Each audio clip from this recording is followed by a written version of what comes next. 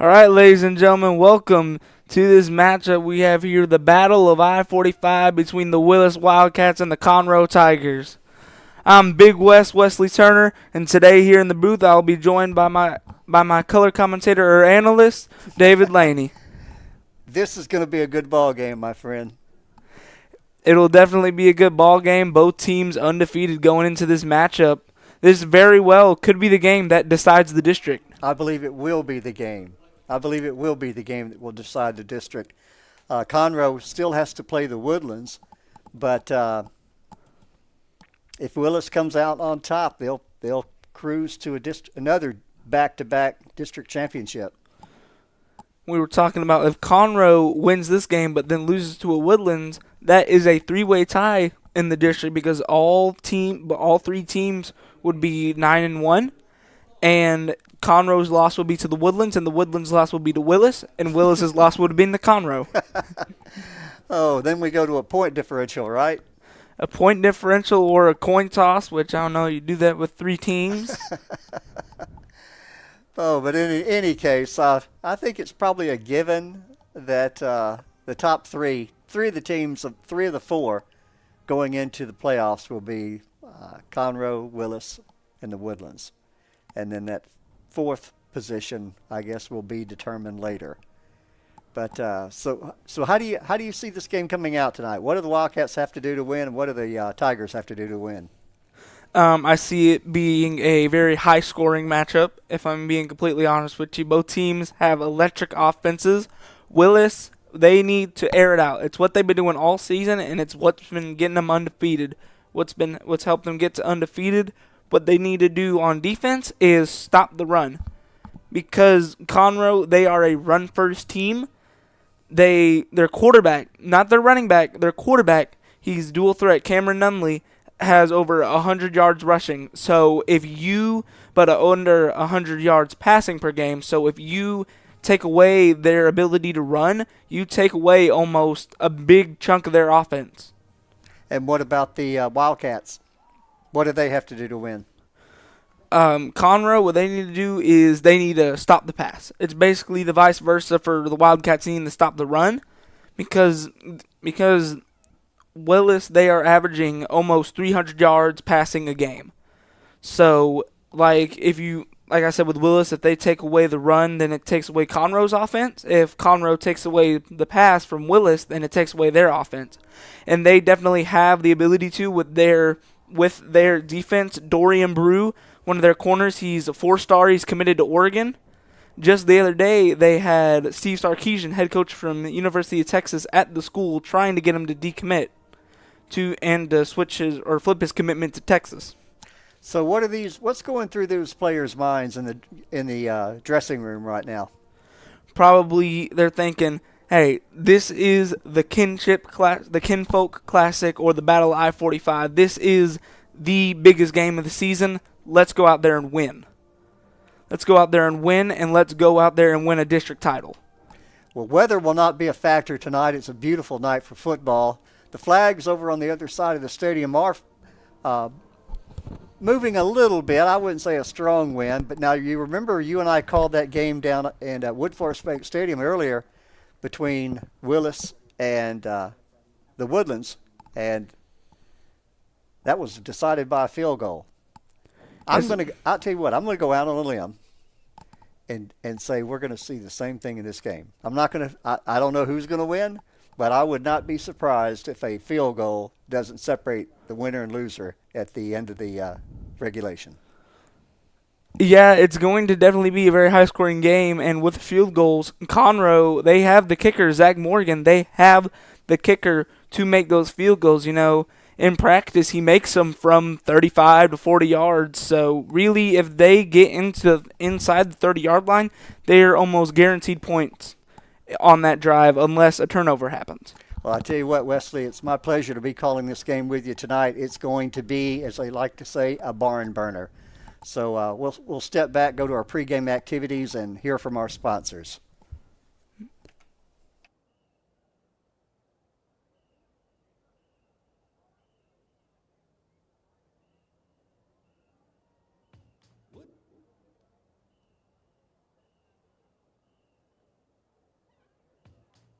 Forest National Bank, where convenience meets community. With over 30 branch locations in and around Montgomery County, we're always close by to help you with your banking needs. But we're more than just a bank. We're proud supporters of our local community, dedicated to making Montgomery County a better place to live and work. Experience the difference at Woodforest National Bank. Convenient, caring, and committed to you.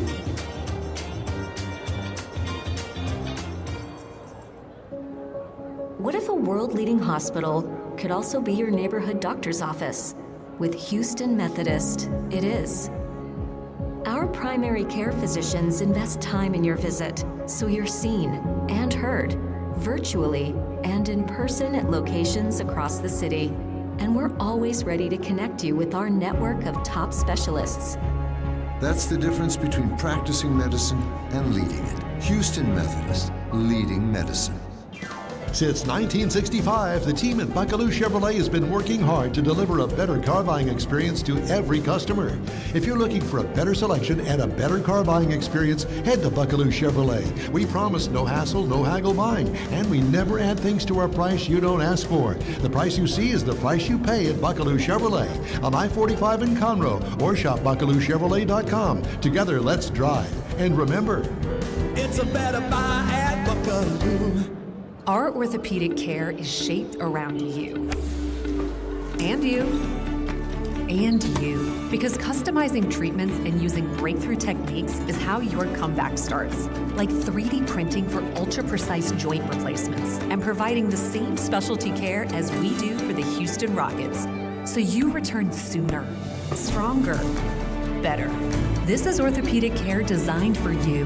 Memorial Herman, advancing health, personalizing care. Shopping for a new or used vehicle? Or just looking for a place for good, reliable service? Go with the name you know. Gullo Ford, Gullo Mazda, and Gullo Toyota. The Gullo family has been serving the Conroe Woodlands area since 1970. So the next time you're shopping for a new or used vehicle or just need service, do yourself a favor and go see Gullo Toyota, Gullo Mazda, and Gullo Ford. Or log on anytime at GulloAuto.com. Gullo, let's drive.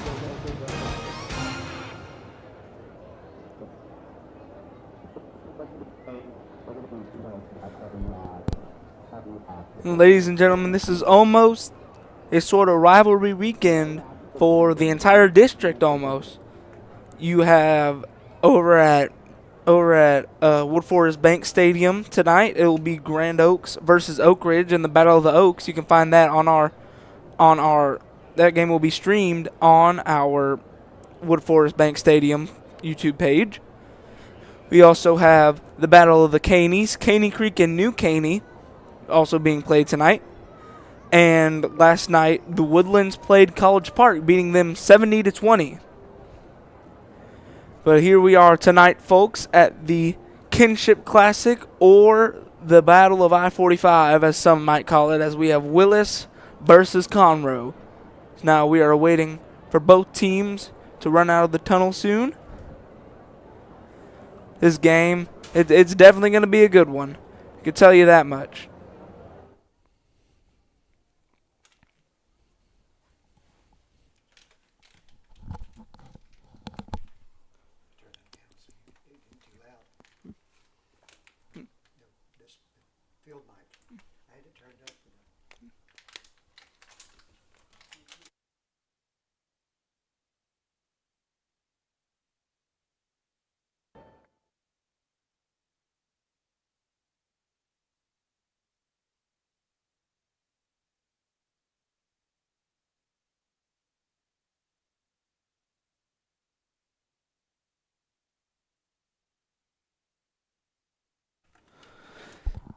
As you can hear the crowd there already getting fired up.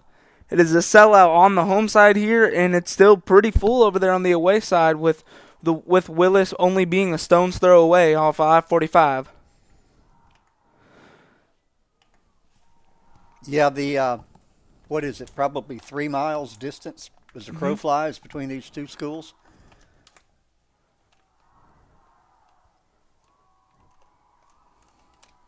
I noticed the drill team for Conroe.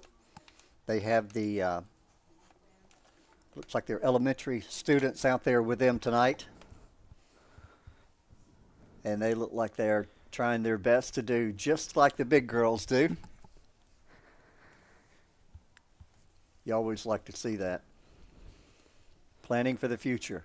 As now, ladies and gentlemen, in the words of Bruce Buffer, it's time for your main event of the evening. As we are here live from Buddy Moorhead Stadium in Conroe, Texas. Introducing first, fighting out of the red corner with an overall record 6 wins and 0 losses. Fighting out of Conroe, Texas, the Conroe Tigers. I think they're ready to play, Wesley. Yes, they are. And their opponents, fighting out of the blue corner with an overall record 7 wins and 0 losses. Fighting out of Willis, Texas, the Willis Wildcats. I don't know if there's a line in these high school games. Probably not, but who's your favorite? I think this game is really going to be 50-50, if I'm going to be honest with you. It's really hard to tell who's going to win just off of paper because both of these schools, they have very different offensive styles. With, as we stated earlier, Willis is very much a pass-heavy team, while Conroe is a run-heavy team. So, really, it's going to come down to defense. But I think, and this is not me being biased, I think Conroe may have the edge. Well, typically, when you say a toss-up, typically in football, the home team gets 3 points. So we'll give Conroe the a +3 here, or a -3, I should say. But I don't know. I don't know. You never know what's going to happen when these schools show up. Who's going to have a good game? Who's going to have a bad game? In close games like this, you know what it usually boils down to? Turnovers. The team that makes fewer mistakes wins. Because the other team is going to take advantage of those turnovers and in many cases turn them into points. So we'll see. But I think I made that prediction earlier that it would be a 3-point game. And let's break for our color guard.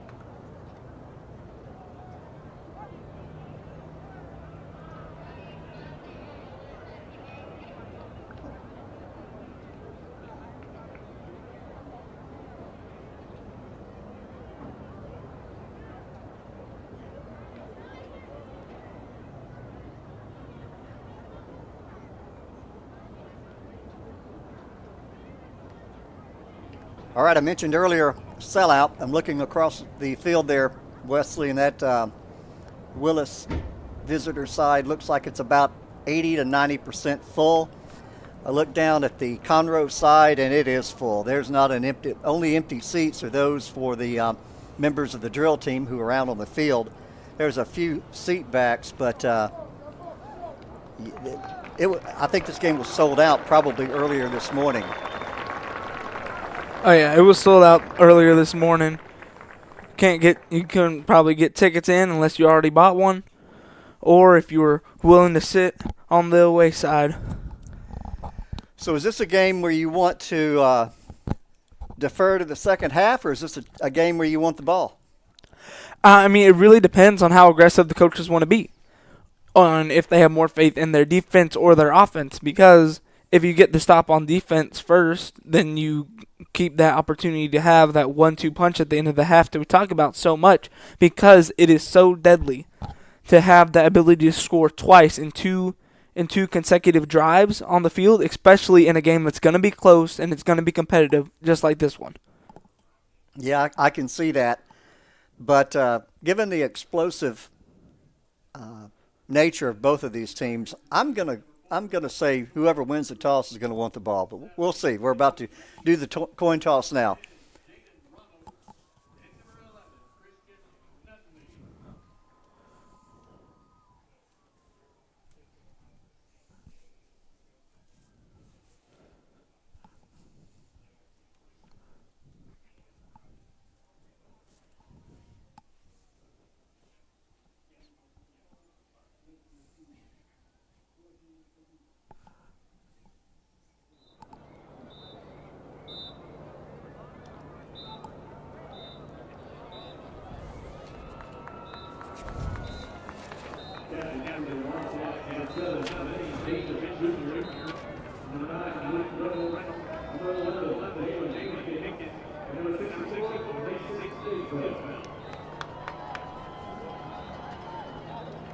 Wesley, I'm going to be honest with you. I was not watching to see who won the toss.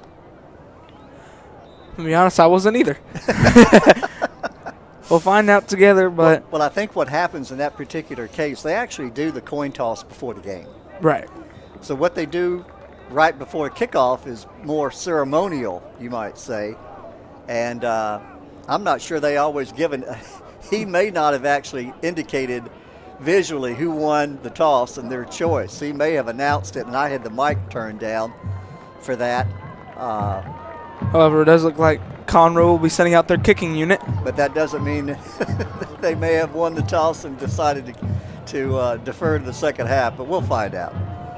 In either case, I don't think it's going to matter too much in this game. These two teams are so closely matched, I don't think it's going to matter.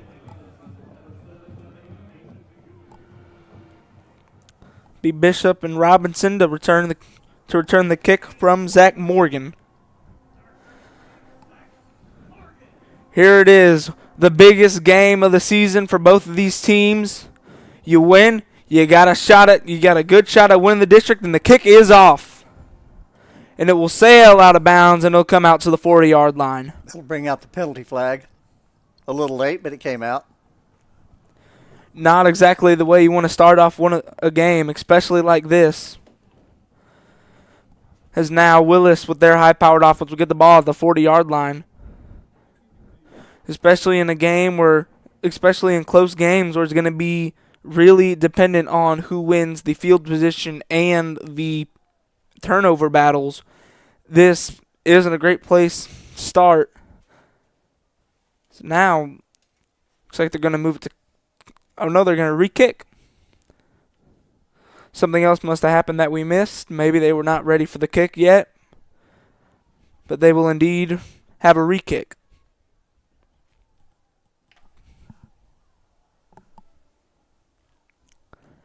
As Morgan lines up to re-kick it. Be Bishop and Robinson once again to return. Lines it up, and the kick is away. Kick will be caught by Bishop as he tries to make some men miss, but he'll be tackled right about the 39-yard line. And here comes the Willis Wildcat offense. Really, they have almost 300 yards passing this game, or per game this season. So that passing game is really going to be one of the focal points of this offense. And the first offensive series is always important because it helps. It really establishes who will get the momentum to begin the game. Ball sitting at the 39-yard line. Now comes Emerson lining up in the empty backfield. 3 receivers to his right, 2 to his left. He's probably one of the smaller quarterbacks in the district, but he makes up for it with his passing percentage. He does. Conroe coming out in the 4-2-5 defense that they like to show. He'll drop back to pass, and he'll be hit as he throws. Are they going to rule that the ball came out? Was it a fumble, or are they going to rule it an incomplete pass? They're going to rule it an incomplete pass. He was smoked by Jaden Ramos as he threw the ball. Yes. That was kind of a wake-up call. Definitely was. The ball did move forward, so it was an incomplete pass. So now Emerson once again going in the empty backfield. 3 to his right, 2 to his left.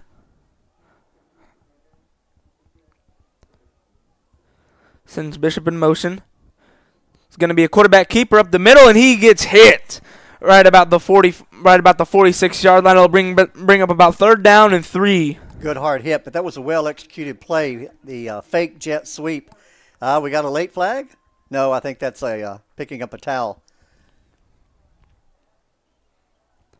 Now Emerson will line up to his shotgun, running back to his right. 3 receivers. He's going to hand it off. He's going to look for some room up the middle, and he's got some running room. 30, 25, 20, 15, 10, 5. Touchdown, Wildcats on the first drive of the game. Big play there.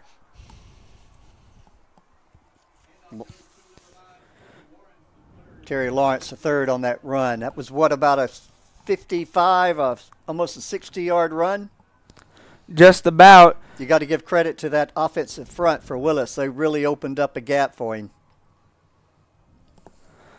That they did. Now,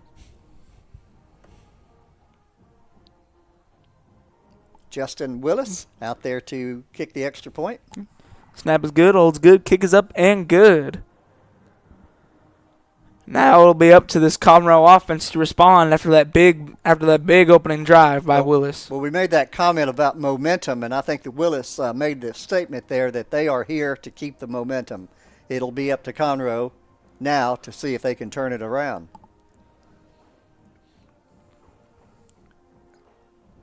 Yes, you can see on that last play with the type of defense that Conroe runs, they do not have a middle linebacker almost. They usually use the safety as almost a hybrid linebacker safety, and they just use 2 outside linebackers, which leaves that room right up the middle wide open.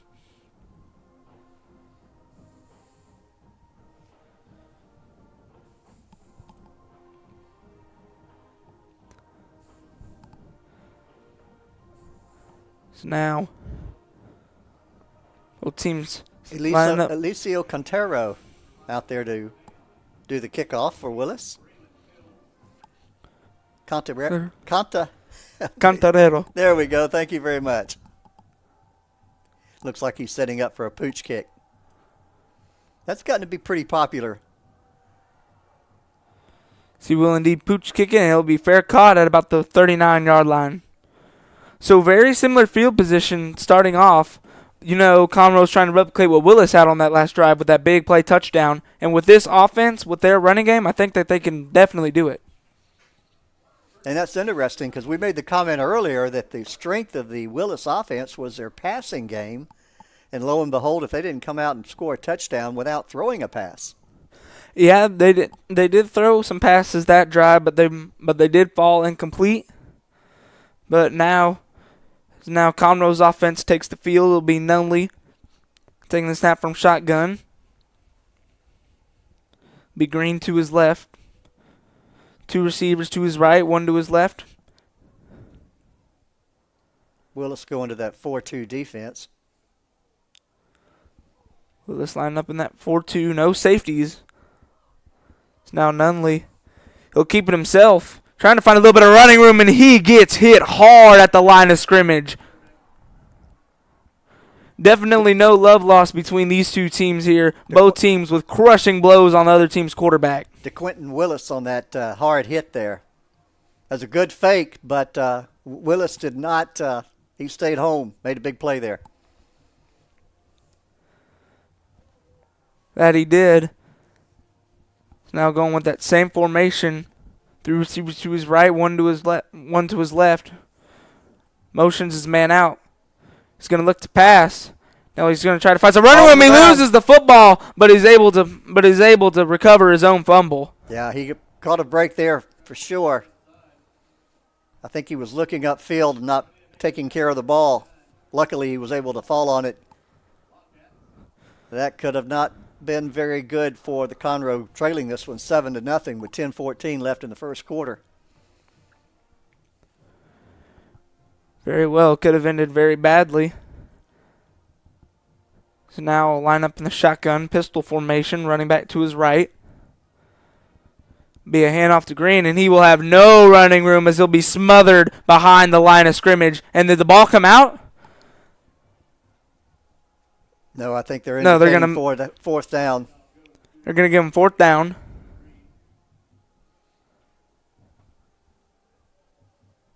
So now Conroe will send their punting team out.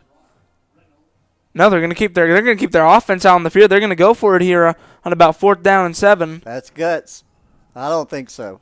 I think that's the punting team coming out now. It will be the punt team coming out. Roberto Garcia back to punt.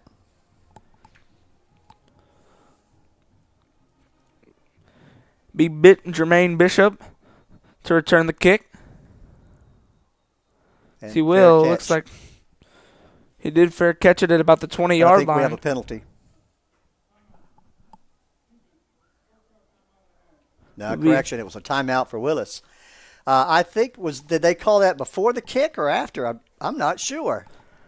I believe I think they called it before. I think they were not moving the chains. That must have been a late timeout right before the snap. Right. It did look like he got it just before.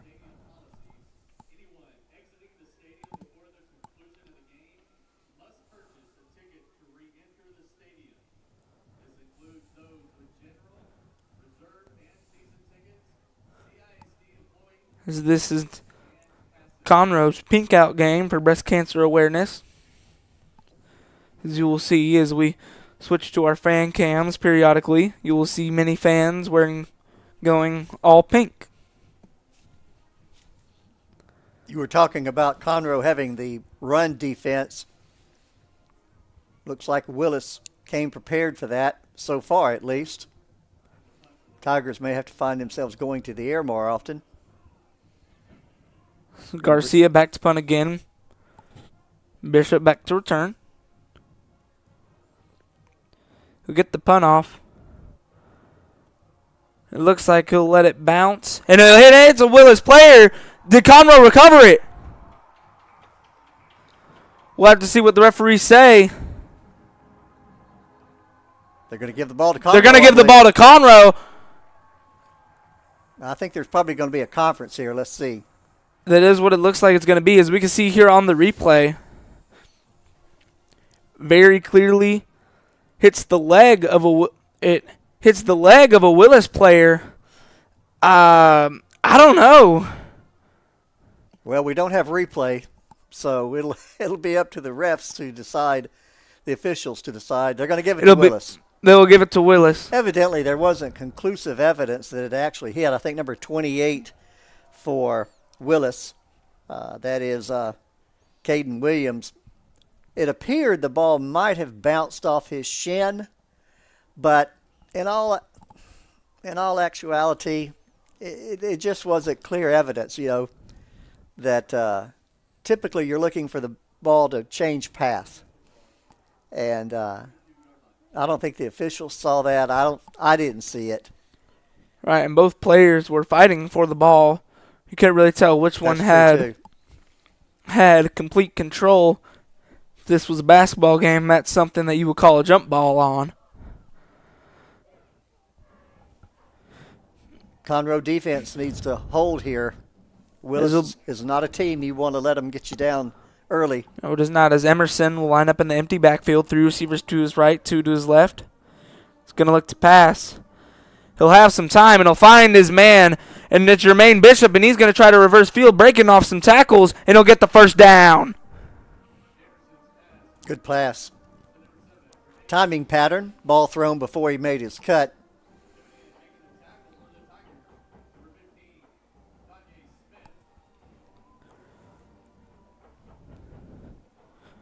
Kanye Smith there on the tackle for the Tigers is now Emerson will line up in the shotgun formation. Stack receivers to his left. It'll be a handoff up the middle again, and he looks like he's got some running room, but it looks like the turf monster got him there. Yeah. Or he got tripped up a little bit. Either way, he still gets the first down, and if he didn't get tripped up, it looked like he could have been gone again. Mark Jones on the tackle for the Tigers, if you want to call it a tackle. Same formation. Emerson line up in the shotgun.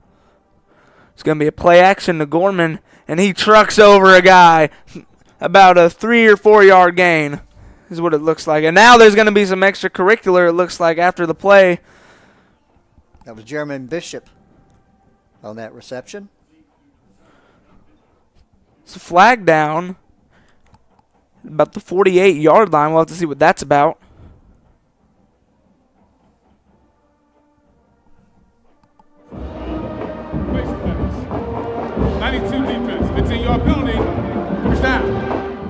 That'll hurt if you're a Tiger. 15 yards, face mask. That's definitely going to hurt because Willis, they have been rolling so far on this offensive drive. They don't need any help right now. No, they do not. Ooh.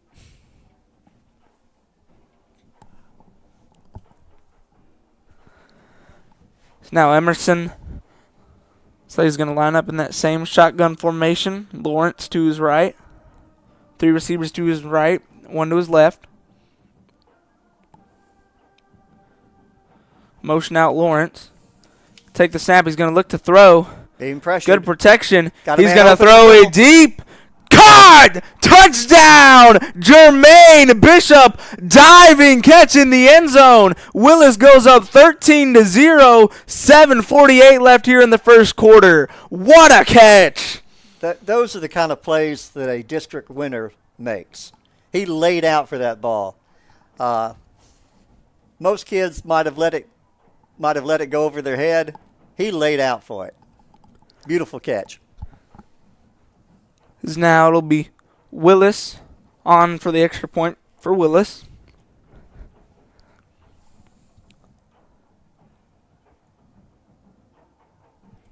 So now snap is good, holds good, kick is up, and it is good. 14-0 so far, 7:48 left in the first quarter. What does Conroe have to change to keep this game from being a blowout? Keep their offense on the field to keep the ball away from Willis. Long drives, time-consuming drives. One of those games where your best defense is your offense. Willis has already shown that they are not a team that you want to give the ball to a lot in a ball game. They will hurt you. Was able to get some words in with Coach Hardman before the game today. And he said that one of the main things that they're going to have to focus on to have the ability to win is to have a balanced offense. To have that balanced offense to where you can either pass it or run it, and it keeps the defense on their toes. So now it'll be Cantarero on the kick. The kick for the Wildcats. Looks like he's going to line up in that pooch kick formation that he loves to do. He'll kick it deep. Fair catch indicated. Crickets indicated it'll be taken about the 17-yard line. And Conroe needs to get going here on offense.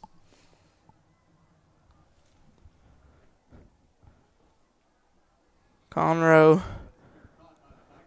Nunley, probably one of, if not the best dual threat quarterback in the district. He only averages 93 yards passing game, but at the same time he averages over 100 yards rushing. So he really has that dual threat ability, and last week against Grand Oaks, he broke off a 70-yard touchdown run, which that's something that they're going to try to replicate here tonight. So now Nunley will line up in the shotgun. Green to his right. 2 receivers to his left, 2 to his right. Send his man in motion. Looks like it's going to be an end-around play. He's going to try to get a block from Green. He won't get it, but he'll still get the first down, Tigers. Yeah, they needed that. They needed something to establish an offensive move, to tell you the truth. I mean, they've been shut down so far. That's Jalen Mayon there on the carry on the end-around jet sweep. Whenever Nunley likes to pass the ball, Mayon, he is one of his big targets. We'll have to see if we get to call his name more a couple times this game. It's now lined up in the pistol formation. As you can tell, Willis is lined up for the run. Sends his man in motion. Defensive backs are very shallow. As now Nunley showing off that dual threat ability, getting to about the 45-yard line.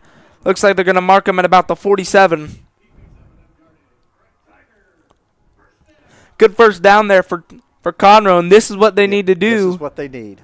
They need to get that offense rolling, because whenever they get their offense rolling, it's hard to stop them.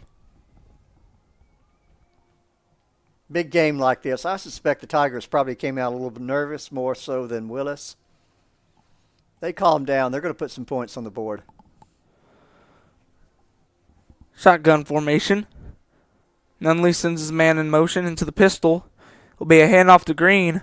Green's going to try to look for some running room. He's going to find some, and he'll get the first down. And the ball is out! No, I think that was the ground called. They'll call that down. Yeah, ground calls that fumble, or calls that ball to come loose. It wasn't a fumble. It'll be a first down for Conroe. And we've seen multiple times already in this game, both these teams, they're trash-talking each other after the play. They're getting in each other's faces. If you want a good physical football game, you come to the right place, because whether they like it or not, they're going to be physical today.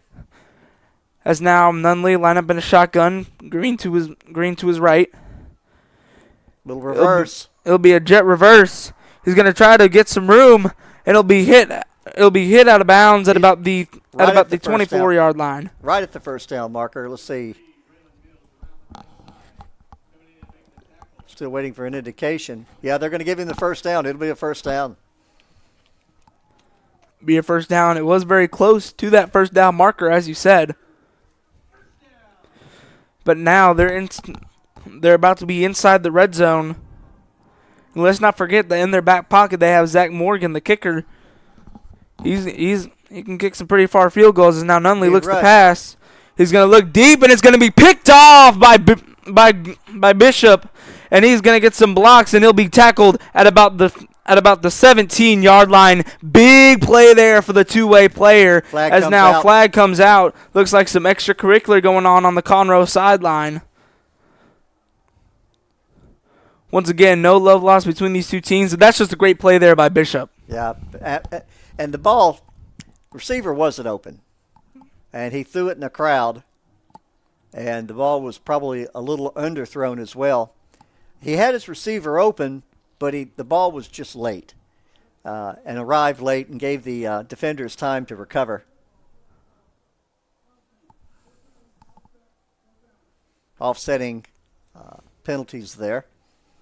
Offsetting dead ball fouls. Both teams getting in each other's faces. Both teams just say they're not too fond of each other. Yeah, and nowadays, we have social media. And you never know what comments are being made on social media that we didn't have when I was playing football. Looks like they'll call it the dead ball foul, penalize both teams, and we'll get on and continue with the game here.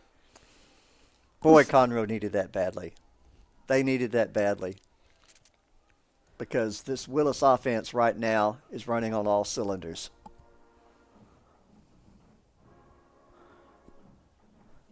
Now Emerson will line up in the shotgun with Lawrence to his right. 3 receivers to his right, 1 to his left.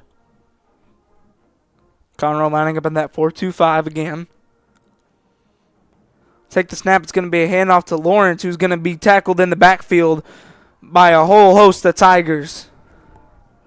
Yeah, we'll lead that crowd with Jaden Ramos. He was the guy that I think made the initial contact, wrapped him up, and brought him down. They got 3 out of it. That'll be out of forward progress, but Ramos, he has the ability to be a game wrecker. We've seen it in games before where he's had 2 or 3 sack games, and he constantly pressures the quarterback. As Emerson now, with Lawrence to his left, sends his man in motion. He's going to look to pass. He's going to throw it up the middle. He'll find his man for the first down. That was Jalen Mickens on that reception. First down, and the ball will be placed at about the 37-yard line. Trent Miller, the coach for Willis, played quarterback himself.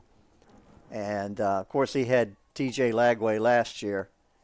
And he knows how to coach. He knows how to coach quarterbacks, and it's evidenced by watching his students.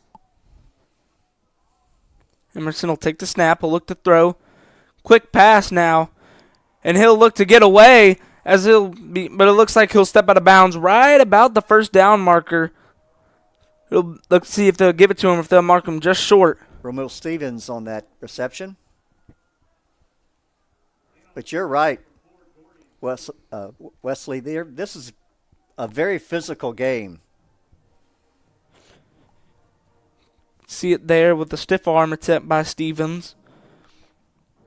As now Emerson lined up in the shotgun with Lawrence to his right. Sends Bishop in motion. It'll be a handoff to Lawrence. And Lawrence, he'll push his way to about the 45-yard line. Bring up about 2nd and 4.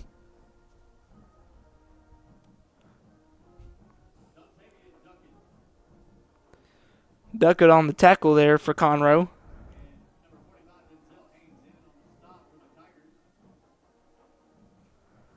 So now Emerson once again lining up in the shotgun. Don't see very many teams going from under center nowadays. So now he'll look to throw it. Quick pass again to Stevens. And he'll look to make a man miss. And he will. But he'll get tackled at about the 35-yard line is where they're going to mark him. Another first down. Both teams, they've been able to get rolling here. Brew on that tackle for Conroe. Yeah, but time of possession right now, Willis dominates. That they do. Now Emerson takes a snap. It's going to be a handoff to Lawrence, who gets tackled, but not before he gets around 2 or 3 yards there. Lucky they made that tackle because he had a whole host of running room there. Good job by the offensive line. Yep. Williams on that tackle for Conroe. Caden Williams.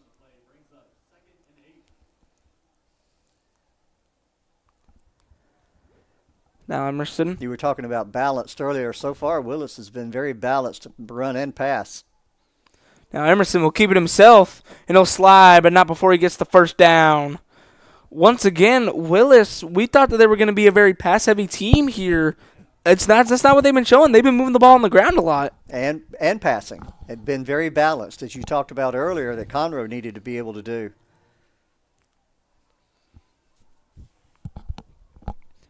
Now Emerson will take the snap. Have a whistle, I believe. Believe there was a timeout on the field. Now pointing toward Conroe.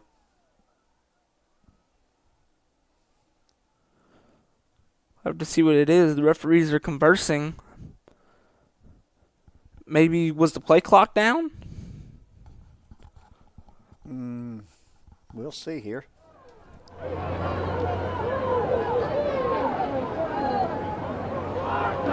Official timeout. Official change.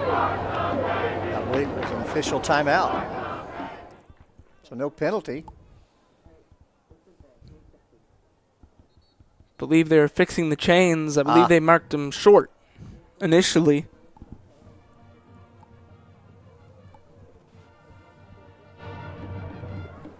I believe that's the second time the chains have needed to be repaired here at Moorhead.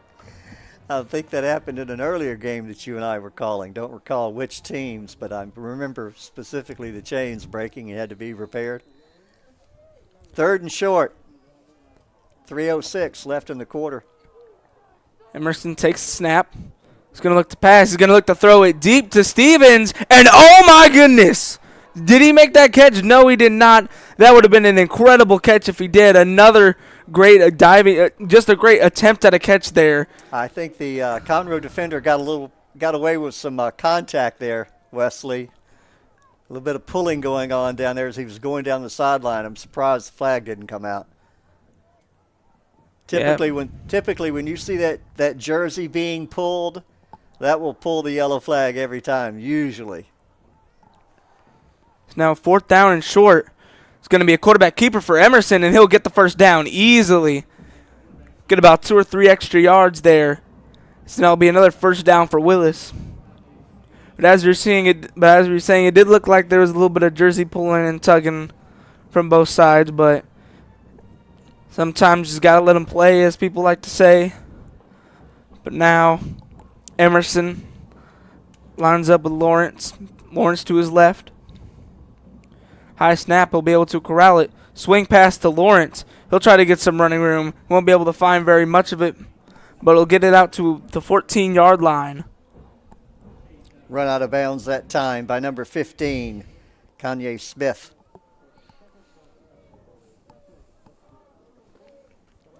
Tigers have to hold here, Wesley. They can't go three touchdowns down. It's still early, but Never want to go down by 3 touchdowns anytime in the game, but now Emerson lined up in the shotgun. He'll take the snap. Conroe sends a blitz. It'll be a quick pass out to Bishop, and he'll score on the quick pass. Looks like almost a screen pass. Are they going to mark him? Are they going to give him the touchdown, or are they going to mark him short? It'll be a touchdown for the Wildcats. 20-0 here. 2:20 left in the first quarter.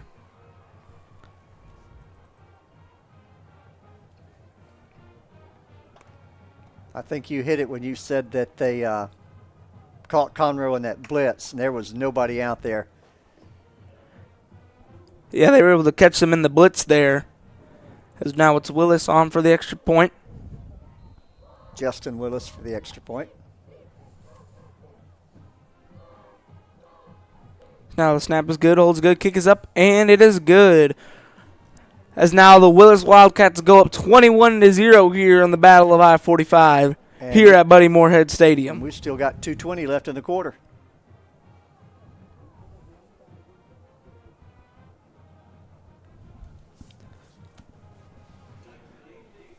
Yeah, it's Willis. They've been putting their foot on the gas pedal. Well, the Tigers have moved the ball. They moved the ball in that last series very well. It was just an interception that turned it around. Earlier in the game, they had a fumble. If they can clean up the errors and mistakes, I think they can climb back into this one. But if they can continue to turn the ball over, it's going to be a long night for the Tigers. I'm currently checking in on the Battle of the Oaks here. Oak Ridge is leading Grand Oaks 20-14. You can watch that on our sister channel, CISD Athletics, at Wood Forest Bank Stadium. So now it'll be Conroe on again for the kick. Looks like he'll go with the pooch kick again. And he will. He'll be returned, or will it? Whistle's blown. I think what happened, one of the players called for a fair catch, and I think that was number 3. Can't catch the number here. But anyway, another player came in and caught the ball and attempted to run with it, and after the fair catch had been given, of course, dead ball. Ball will still be brought out to the 26-yard line, though. First down and 10 for the Tigers.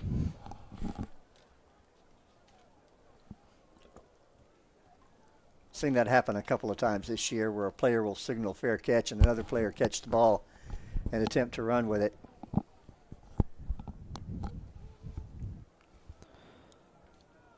Now Nunley in the backfield. Yeah, Conroe that last series got down to almost to the red zone and threw that interception, and they can hold on to the ball. I think they can score. Shotgun formation. It'll be a toss to Green, and he'll get smothered at the line of scrimmage there. Little to no gain there. Looks like they're going to mark him actually short of the line of scrimmage. Integer on that tackle. And it looked like that pitch, that could have been almost a little bit of a wild ball there. The pitch was a little bit high. Well, and he's not tucking the ball away when he ran with it. He's carrying it, as I like to say, I've heard it said, like a loaf of bread. And, that's the thing. When you play a good team, they make you pay for your mistakes. Things you can get away with lesser talent on the field, you don't get away with a good team. Nunley will roll out, look to pass, find his man Mayon. But he will get tackled, but not before he gets to about the 29-yard line. Good open field tackle there. Number 14 for Willis. Tyson Nixon. Bring him about third down and medium for Willis, or for Conroe. And now this is big if Willis can force him to go 3 and out here. Because their offense, they have been rolling so far. Haven't turned them around yet. No, they have not. Now Nunley will line up in the split back formation. 2 receivers to his left, 1 to his right. Look to pass. Now he's going to try to step up and run for it, it looks like. But he won't get anywhere, as now there'll be a flag. A couple of flags, typically where you see a face mask.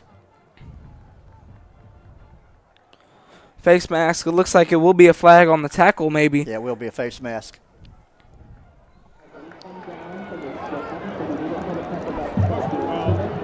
Tigers catch a break there. They do theirs now. They were almost about to go 3 and out there. We'll have to see if they could capitalize on this big penalty. It would have been 4th down without the penalty. That it would have been. Nunley, don't blame him for trying to run it. He has that ability. He runs track. He's a 2-sport athlete, and he broke off, like I said earlier, a 70-yard touchdown run to the house during the last game. He's averaging over 100 yards rushing a game, so he was looking to make that dual threat ability. Well, he came out there looking to make a move, and Willis is not the kind of team that you can make a move on. I mean, yeah, some of the time, but Nunley will hand it off to Green. Green bouncing off some tacklers, but he'll get smothered about a yard behind the line of scrimmage there. Little bit of a mosh pit. Team's pushing. Offense trying to push him forward. Defense trying to push him backwards. It looks like defense won there. And that's our end of our quarter.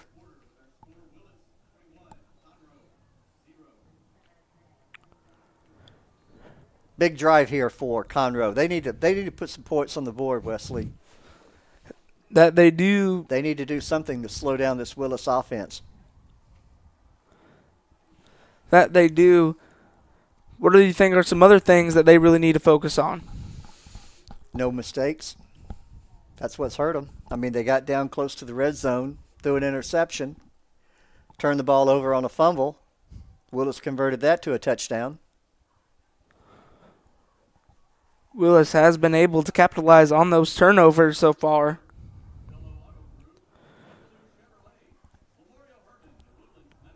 Conroe just really hasn't had an answer for Willis's offense. Well, they seem to come out a little tight, if you ask me. A little nervous. Willis came out very loose.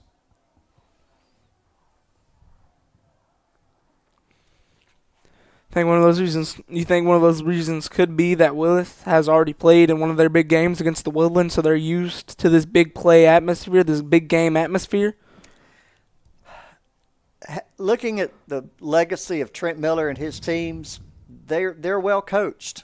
he prepares his teams mentally and physically, and mental preparation is just as important as your physical preparation. Not only lining up the shotgun again, sends his man in motion. Looked Flag like on there'll the be a play. false start. Some might even say more so.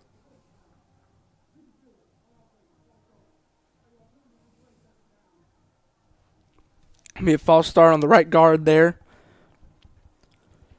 C.J. Shaw. Put it this way, his team's come ready to play. Can definitely tell that as now it'll bring up about 2nd down and 14.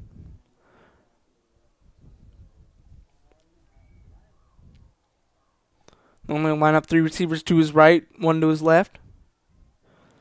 Send his man in motion. He's going to look to throw. Now he's going to look to run. Got some Looks room. like he's got a little bit of room, and he'll get the first down, and he gets hit. That'll draw a flag too. No excuse for that. He was well out of bounds when he got hit.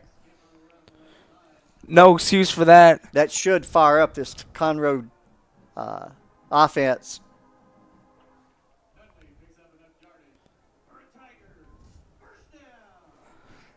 Some more activity going on there. There must have been a lot of trash talk on social media. I don't know that to be true, but these two teams came prime for each other.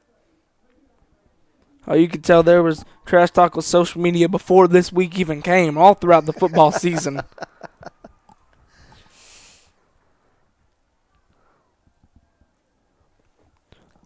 That ought to put the ball somewhere around the 25-yard line, I'm thinking, at least the 30, maybe inside the 30 for sure. 11:52 left in the half.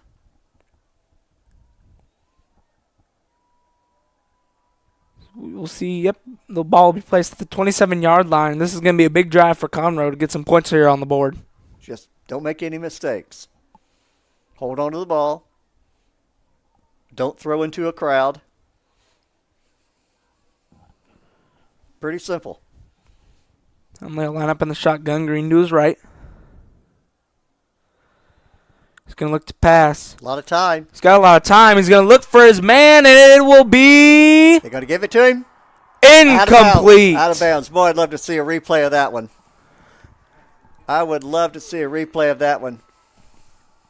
It was right along the sideline there. If we get a replay, we'll be able to see. Looks like he may have stepped out of bounds, but what they're looking for is only 1 foot. Braden Mills on that the intended receiver. It was a good catch either way, just wasn't able to get the feet down in bounds. And the call was not very quick by the official. And typically when there's such a delay by that, and that, it kind of makes you feel like the official wasn't too sure if he was in or out, but had to make a call. Had to go with his gut feeling there. It's a good pass. It was a good pass. So it'll be a penalty. Couldn't hear what for, but now it'll be 2nd down and 15 for Conroe.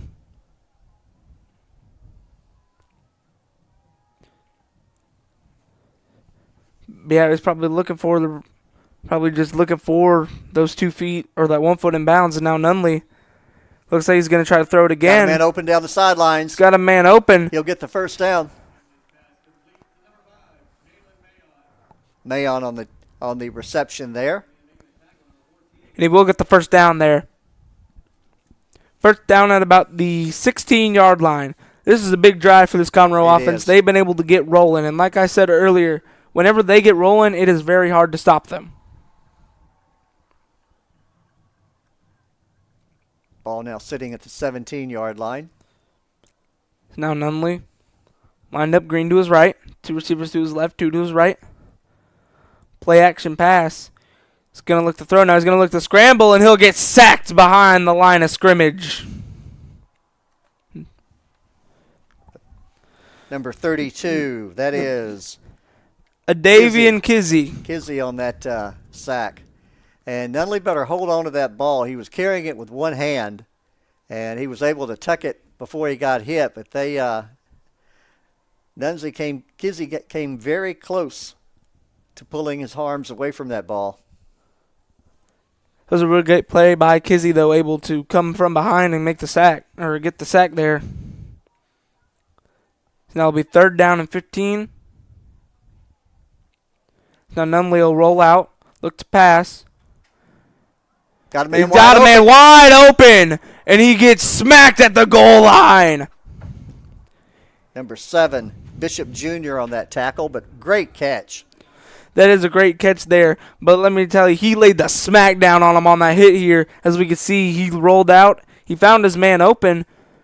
It's one of the great things about having a dual threat quarterback is that they don't know. Whenever they see him roll out and get closer to that line of scrimmage, the linebackers, they'll come down, which will usually leave a receiver open. He was getting close to the line of scrimmage. I was afraid he's going to get past the line of scrimmage when he threw the ball. But it was that run threat that you talked about earlier that pulled that receiver open. Now Nunley will be a handoff to Green, and he'll get into the end zone for a Tigers touchdown. Touchdown Tigers, and that is exactly what they needed at this point in the game. Definitely. Still a lot of football left to be played for sure. Maybe it'll fire up that defense. So now it'll be Morgan on the kick for the Tigers.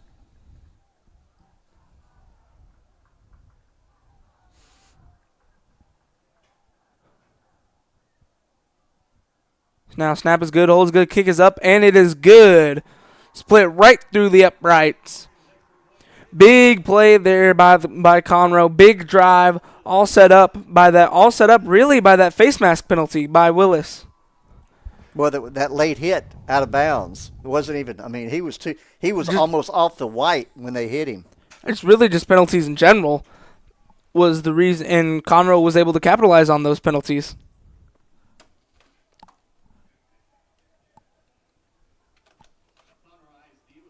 Now it's time for the Conroe defense to answer here.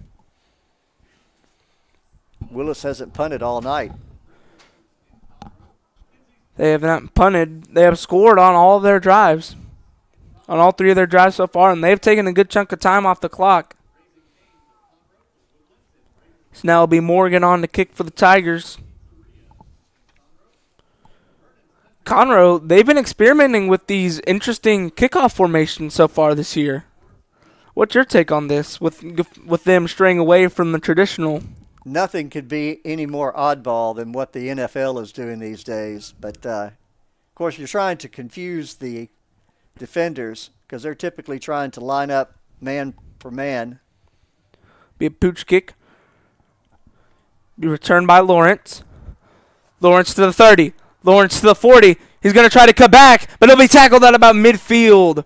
Still a good run back. Anytime you can get the ball near inside your opponent's territory, it looks like they're probably going to mark it right at the 49 of Conroe.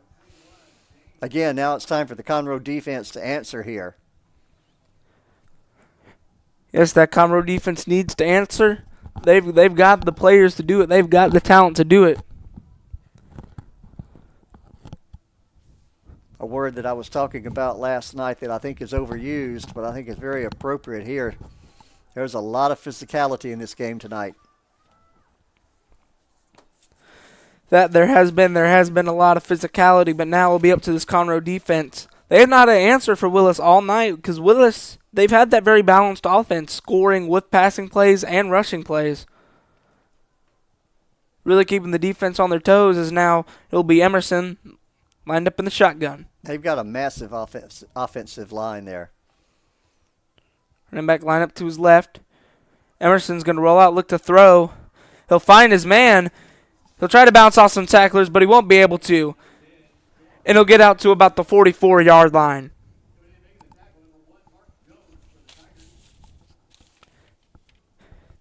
That'll be Jordan Halbadier. And I hope we got it right. I really hope we do. Second or and we 4. Did. Now 2nd down and 4, Emerson. Running back to his right. 3 receivers to his left, 1 to his right. He'll take the snap. He'll look to throw. He's got some time, and he Overshot throws his it to receiver. nobody. That's the first bad pass I think he's thrown all night. It has been good coverage there by Brew on the receiver. Instead, the receiver there was Daly and Robinson, the running back, who's lined up as a receiver in almost a slot position. Big third down here for the Conroe defense. It's a big third down as Emerson will line up in an empty backfield. 3 receivers to his left, 2 to his right. He'll look to throw. Look to throw on a quick pass there. He's not going to be down. Or are they going to mark him down? They're going to mark him down, but he's going to get the first down. They're going to mark him down. Looks to get the first down there. I don't know about that. It looks like he may have gotten up unless the officials saw that his knee touched the ground. Well, I'm looking at where they're going to mark the ball. They're going to mark the ball right at the 38-yard line, and that's going to be enough for a first down. And it looks like they may have a penalty on the play as well. I didn't see the flag. Yeah, they're going to pick it up. Did you see the indication? I'm sorry. I was watching the spot. I did not see the indication, but now the ball will be placed at the 23-yard line. So that was a very big penalty. It was. Very costly for this Conroe defense, which the way that Willis has been playing, penalties, you don't want them, especially how they've been moving the ball. He's now Emerson lined up in the empty backfield. Ball 3 at the receivers 23. to his right, 2 to his left. Ball at the 23-yard line.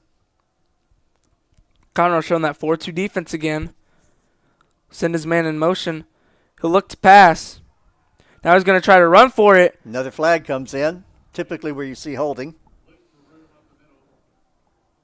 Flag did come in, but he'll still get 2 yards on the carry. And that is the indication. Holding.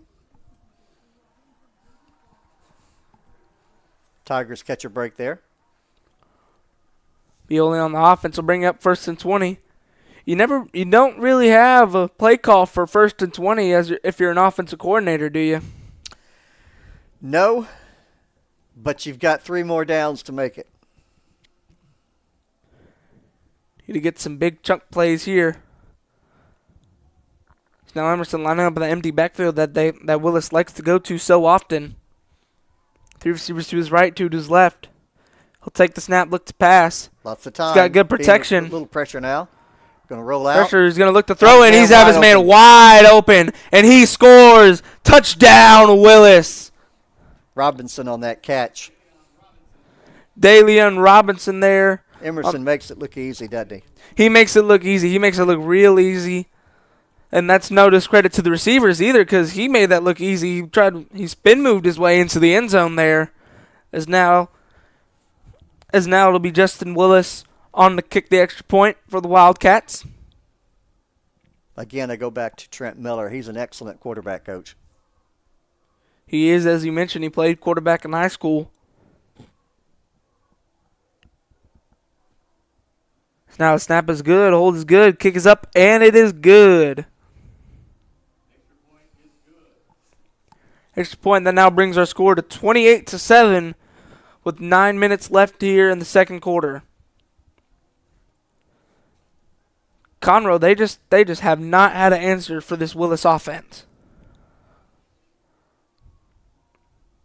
And the penalties and interceptions and fumbles haven't helped their cause. But hey, still a lot of time left. There's still a lot of time left. Conroe does get the ball back after half, so that does leave that 1-2 punch ability at the end of the half, which is one of the reasons why I personally like, at this point in the game, I'm looking at it's a bright point that they have that ability, because now, if they score on both of those drives, now it's a one-score ball game. Or you could take the lead. It has the ability to flip around a ball game just like that. Flip around the score and who has the lead. Conroe will send back Mayon, and I think that's number 3, Braylon. Be Mayon and Mills. Correct. Let me come to Rowe again to kick. Again, expecting that pooch kick.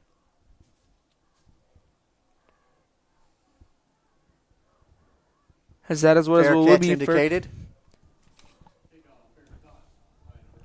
Harris on that reception. Ball come out to about the 27-yard line. Or 28, my bad. Well, it's pretty simple now, Wesley. Conroe's got to move the ball.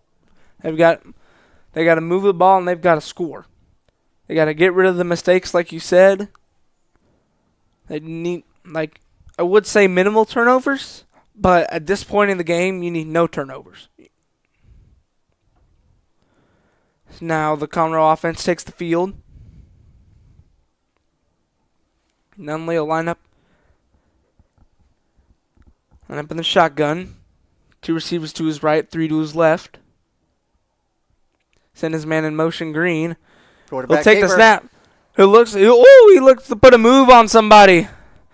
He put a move there on Jermaine Bishop there. Good carry there. It came close to a tape face mask, too, it looked like. As you can see, I think Willis caught a break there. They did catch a break there, but that was a great move that he put on Jermaine Bishop there. It was. Guess you could say he broke his ankles. Ball now sitting on the 42-yard line. Nunley will send his man in motion. He'll keep it again, but he'll get close to the line of scrimmage. Looks like they're going to give him about a half yard.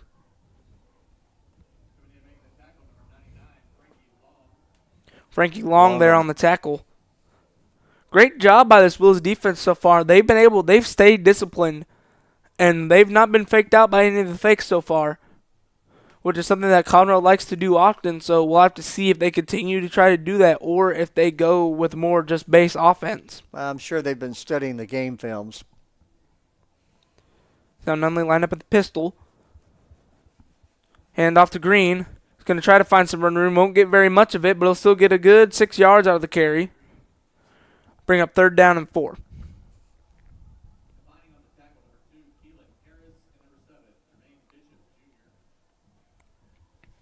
Jermaine Bishop, he is almost like this Travis Hunter type player where he can play both sides of the ball and he's elite at it. I think Frankie Long had more to do on that tackle than anyone.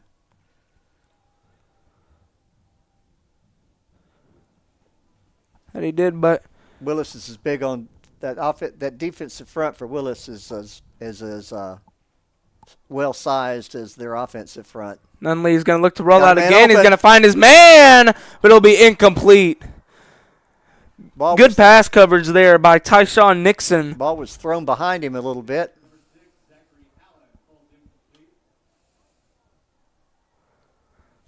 Conroe will be forced to punt. Conroe, they've been forced to punt a couple of times here tonight. Willis, they have not sent out their punt team. Which is something that Conroe, they need to force Willis to do. You really got to win that field position and turnover battle. So now the punt. The punt is away. Bishop back to return it. Takes a Conroe bounce. Take a Conroe bounce inside the 20. Really good punt there. You love to have the ability in a punter to flip the field. Yep. Could have got a little more height out of it, but still, good kick. Anytime you get a kick with no run back, it's a good kick. So now Willis looking to replicate what they've done on all 4 of their drives here and score.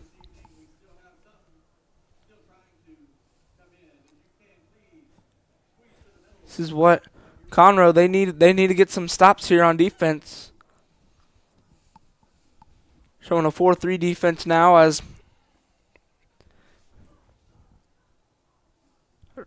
now quarterback take the snap. Oh, high snap. Was able to corral it though. Incomplete pass. Incomplete pass. It was thrown behind the line of scrimmage though. Or nope. No, it was not. It looked like it was a backwards pass almost. Bishop Jr. on that intended receiver. To be 2nd down and 10. That was one of those plays you just the high snap threw the timing off for everyone. Threw the timing off on the pass, threw the timing off for the receiver. Now Emerson will line up with Lawrence to his left. 2nd and 10. 2nd and 10. He's going to look to pass. he's got all day. He's going to look down the field, overthrew his man. Yeah, the good defense there by number 24 for Conroe. He was with him stride for stride. That is Xavier Harmon. Pass intended for number 12, Ramel Stevens. He's been throwing to him a lot tonight. He had the Stevens had the height advantage for sure, but the ball was just too far overthrown. Too far overthrown. Now a big 3rd down and 10 here. This will be big if Conroe can force Willis to punt. It'll be the first time that Willis has not converted a 3rd down tonight. Now Emerson is in the empty backfield. He'll send his man in motion. He's going to look to pass, and he'll get sacked down. there. Big play by the Tigers. Big play there by Jaden Ramos with a big sack. That's one they needed. That is one that they needed, as now Willis will sit on their punt team for the first time this game. Looked like Conroe had their blitz on and just weren't enough men to pick up all the rushers. He'll kick from inside his end zone. You're talking about flip the field. This should do it. Now it'll be Mayon. He's lined up at about the 40. Good punt high is away. kick. Good high kick. Good kick. It'll be Fair fair catch caught. made. He caught it. That was a good catch. He had to go back about 10 yards to catch that ball. He boomed it. He did indeed boom it. About We a have a flag 60-yard on the play, though, Wesley. Look for the indication here. Typically where you find a hold.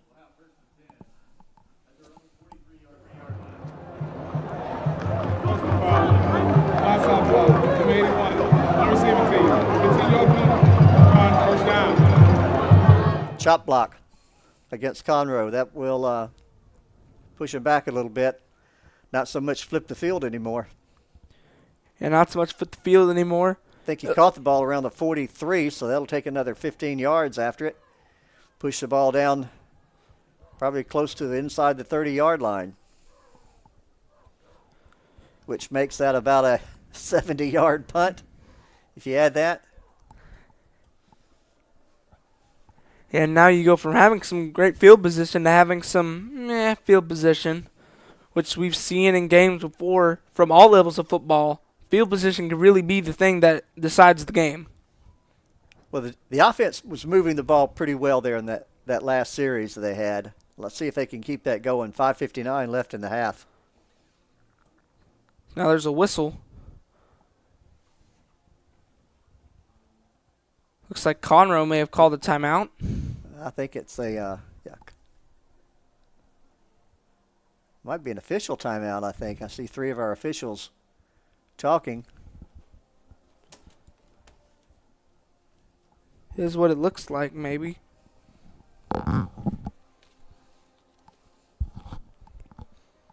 Conroe has all 3 of their timeouts left. Willis has 2. It's now Nunley. Sending his man in motion. He'll take the snap. He's going to be a quarterback keeper up the middle. He'll get about 4 yards. Give him about 4 or 5 yards. Bring us 2nd down and medium. 5:43 and counting left in the half. This is one of the drives where Conroe, they really do need to score before half, because they do, like we've stated, they do get the ball back to start the second half. And it'll make it a 2-score game if they can do that. Nunley Green to his right, 1 receiver, or 3 receivers to his right. He's going to look to run, Quarterback but he won't keeper. get anywhere. Get tackled right about the line of scrimmage. It's now a big 3rd down here for this Conroe offense.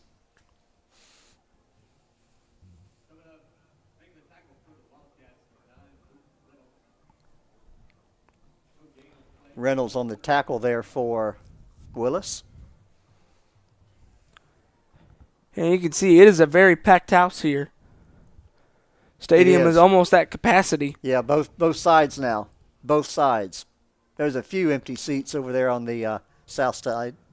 Nunley will roll out, look to pass. Try to find his man. He'll find his man. He was right at the down marker, Wesley. Right at the down marker. Looks like they're going to mark him just short. I don't know. They may. No, they're going to indicate a first. They're going to down. indicate a first down. Or will they? Yes. Yes, they will. Conroe needed that one. They did not need to give the ball back to Willis.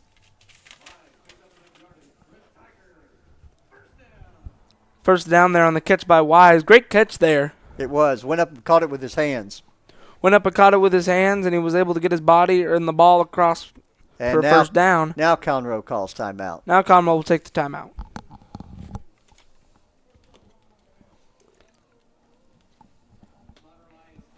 You kind of get the feeling that Conroe's beginning to settle down.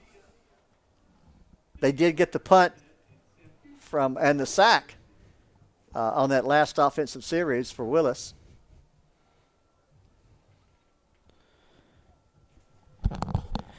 Yeah, the offense just needs to respond. They've been forced to punt many times tonight. It's the first time that Willis had to punt. I think they've stopped the bleeding. Let's put it that way. I think they've stopped the bleeding. Stopped the bleeding. They've stopped letting up those big plays, which is what Willis was able to capitalize on in the first half. And fewer mistakes. Been holding on to the ball. Not turning it over. They have is now Nunley line up at the shotgun. Green to his left. 2 receivers to his right. 2 to his left.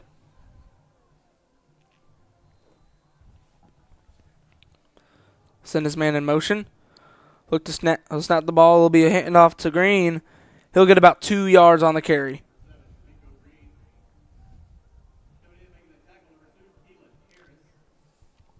Jamaico Green, the SMU commit, he has shown that he is deadly whenever he gets in open space.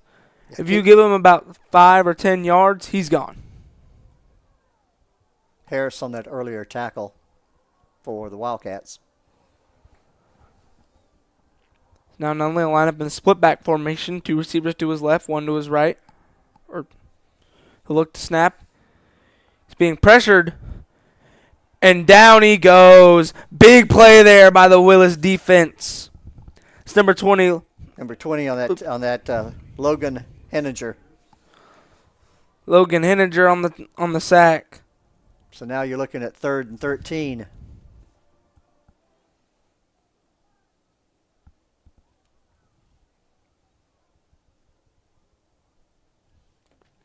This Willis defense, not only are they big, they are fast, as they indicated there in that sack. They are big and they are fast, like you said. Nunley's going to have to just concentrate on a three-step drop. Nunley will send his man in motion. Look to pass. Now he's going to look to tuck and run it.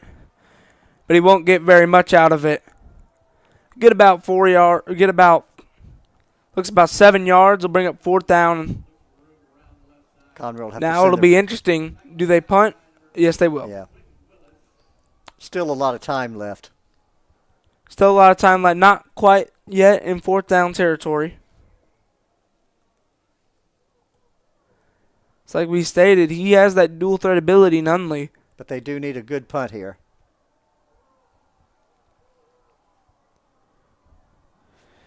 You need a good punt by Garcia.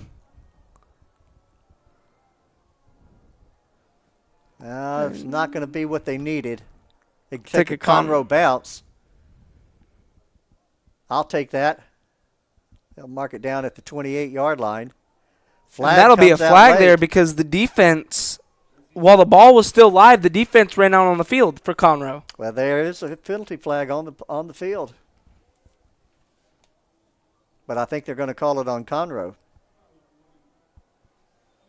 There's a lot being said both on the field and on the sidelines. I get that feeling. Yes, both teams, they were riled up before this game. They're riled up now. The fans have shown up and shown out. Now Emerson will line up in the... I guess they gave him a warning on that one. Sideline warning. You're not marking anything off against Willis. Emerson, 2 receivers to his left, 2 to his right. Take the snap, it'll be a handoff. Handoff up the middle. Look for a little bit of running room, and he'll keep on chugging even with 4 defenders on his back, and now here comes the offensive line to push him. Turns into a scrum. He'll be close to a first down. Yeah, but he was still driving even with 4 Conroe defenders on his back. Well, it was one of those situations where the defenders, I think, were actually helping to keep him up. It will be a first down. Now Emerson line up in the same formation. Look to pass this Pump time. fake, He's going to got look a to man throw. It's wide wide open. Oh, beautiful. And he is gone to the house. He did that little pump fake to the sideline, and the corners for Conroe bit on it, and it was off to the races then. Nobody close to him. Ramel Stevens, as soon as he threw that ball, you could kiss him goodbye. He was gone. Nobody within about 20 yards of him. Looks like they were going to fake that screen pass that they've ran a couple of times here tonight. They were able to just get the good fake there. Yeah, Emerson turned that shoulder and tucked like he was going to throw that quick out. Conroe corner and safety both bit on it. Receiver wide open going down the sidelines. Now snap is good, holds good, kick is up, and it is good. So now the score 35-7 with 2 minutes left in the second quarter. And Conroe, they just really have not had an answer for Willis's offense. I used the analogy last night in that game with Woodlands and College Park. Right now, Conroe is on the ropes. They're waiting. They're eager to hear that bell. Get back into the dressing room at halftime, regroup, come back out in the second half.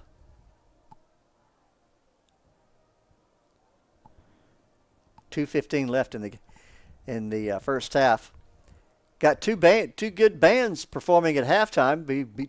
I'm sure doing their competition shows. We're right in the middle of competition season for the bands. Color Guard, and of course both schools brought their drill teams as well.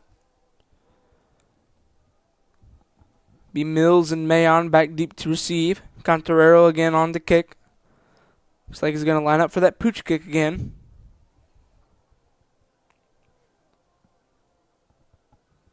Loves to go with the pooch kick.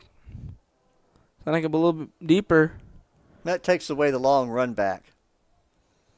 Fair catch made by number 21 there. Koloski. Ball will be placed at about the 39-yard line. Some decent field position for Conroe. Let's see if they can capitalize. Which so far, they have not been able to. They've moved the ball in spurts.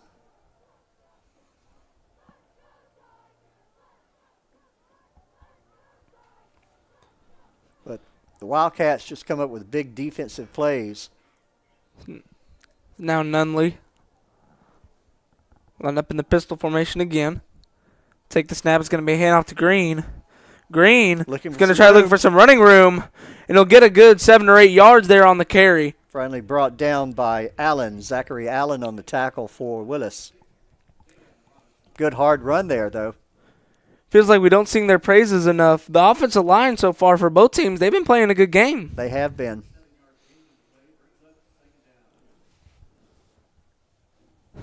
They've been playing a good game. Now it'll be 2nd down and 4. Most likely going to go back to a run again. So now it is what it will be. Jamaico Green will get the first down. Now the clock is going to become a little bit of an issue for the Tigers. 1:34 left in the half.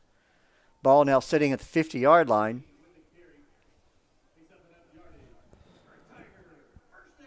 And 34 left. They still have those 2 timeouts left. Now the clock is running. But this is still a game where when you're down 35-7, you need touchdowns, not field goals. Now Nunley will take the snap. Be a handoff to Green up the middle. He'll get a good couple of yards. Looks like it'll be close to the first down, but about a yard short. Looks like it's going to be about 2nd and 8. About 2nd and 8. Another good hard run there by Green. It was. As the clock ticks down under a minute. But the bad thing about running the ball, it keeps the clock running. Inside a minute now. Inside a minute, 2nd down and 2. Nunley will take the snap, a look to pass. He's got some good protection. Little high. Number 3, Sebastian Ilver, the intended receiver. It will stop the clock. Now we're looking at 3rd and 2 for the first down. The ball sitting way out at the 40, where they're going to mark it, 42-yard line. 42 seconds to go 42 yards. Looks like that will be where the ball is. And now you got to start picking up these chunk plays if you're Conroe, as now Nunley motions his man in. It'll be a run again. It'll be a little bit, they're going to be right at the first down marker. We'll have to see where they mark them. Good open field tackle there by Dalen Robinson. Good open field tackle as the clock is still running. So now Conroe takes the first of their 2 remaining timeouts. Let a few seconds run off the clock there before calling the timeout. So it'll be 4th down and 1. 4th down and 1. Willis has got to be wary of the hard count here. It's really the first time, besides whenever Conroe got down to the goal line, that we've seen these 1st or 4th and short situations. That really is a testament to both of these defenses.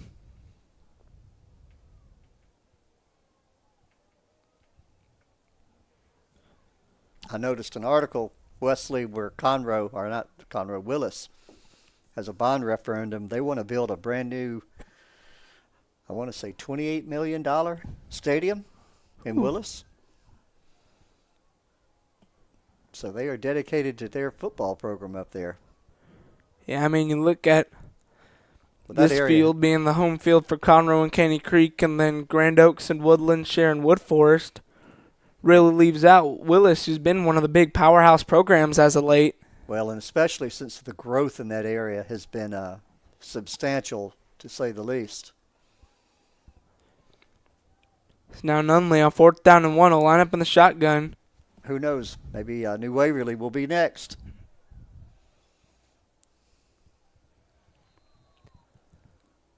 It's now Nunley. Big down now here. Go under center. Quarterback sneak. I think they're going to give it to him. Looks like he's going to be right at it. He's going to be right at it. This may be one where they have to measure. So it looks like, looking for an indication. It's a very interesting play call. If they put the ball across the 40-yard line, I think he'll have it. They will. They'll give him the first down. They'll give it to him, but now the clock will still continue to run with 18 seconds left. Need to throw some shots to the end zone here. So look to pass. And we have a whistle.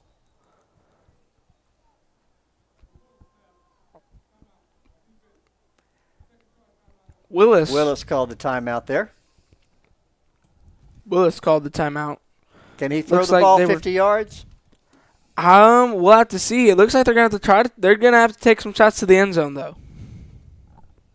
They're definitely gonna have to take some enough time for 2 plays at the most. Take some deep shots at the end zone, or if you really want to take a shot deep over the middle, get down and kick a field goal. But they've got the 1 timeout, so they can get like a 20-yarder. I don't think a field goal is going to help them here. But if they can throw a good 20-yard pass, I think they'll put him in range for a Hail Mary.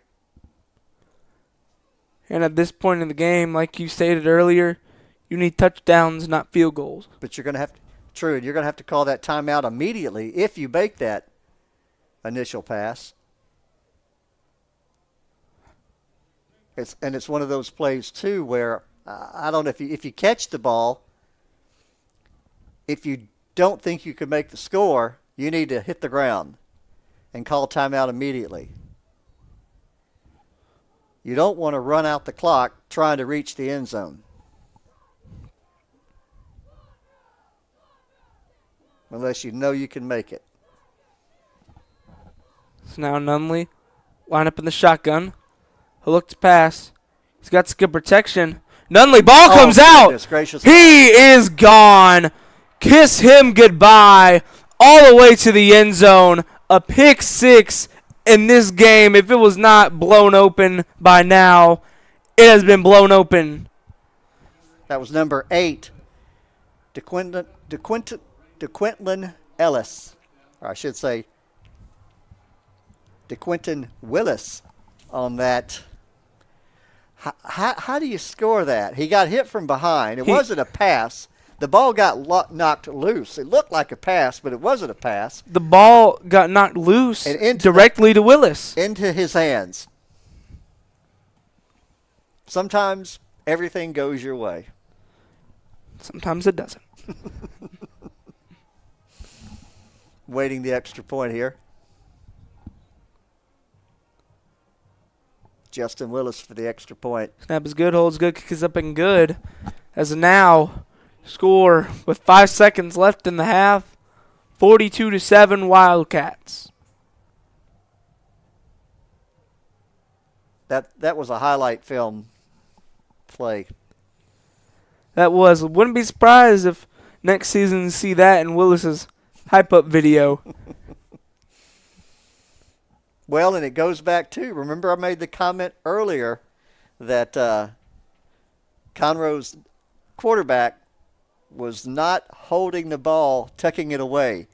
And he was running with the ball, carrying it like he was palming a basketball. And when he got hit hard from behind, it went flying. And it went flying right into the hands of a Willis player. And it's very interesting, that decision to run it with the situation they were in with only one timeout left. Yeah. It feels like at that point you got to pass and you got to take shots to the end zone. So now once again it'll be Conroe on the kick.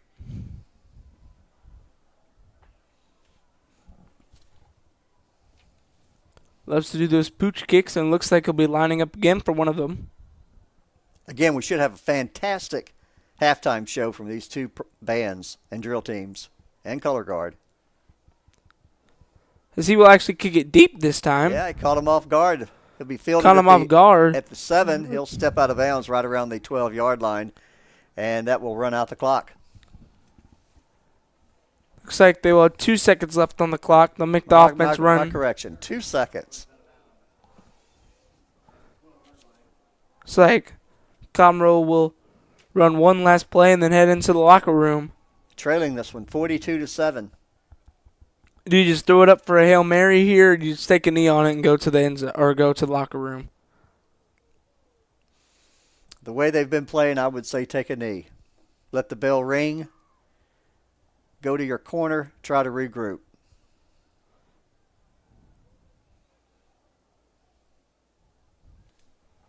You can see the ball will be placed at the 12-yard line.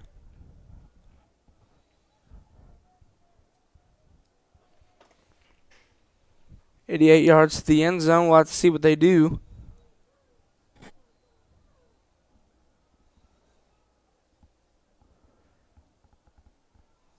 So it looks like they will just take a knee. They will. Nunley takes a knee. And your score at halftime, Willis 42, Conroe 7. What do you say we turn our mics off, turn up the field mic, and let our YouTube audience enjoy the halftime show? I say that sounds like a good idea. I want to see this halftime show. I've seen all the props and stuff. I'm a little intrigued. It should be a good one. Yes, it should. But we will step away and let the bands take over.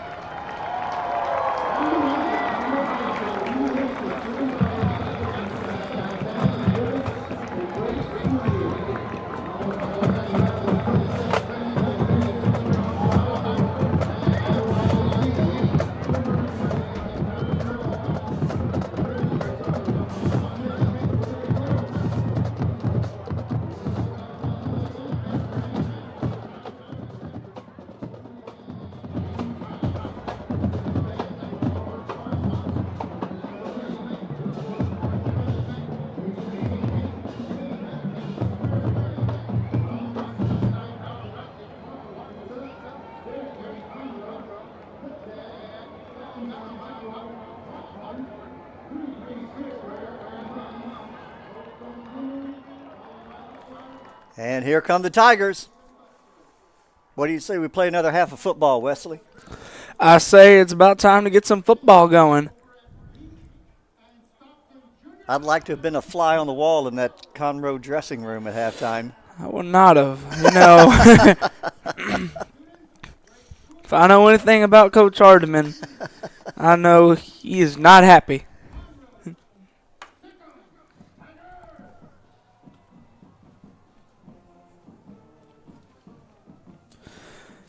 Definitely not very happy with what's been happening on the field so far.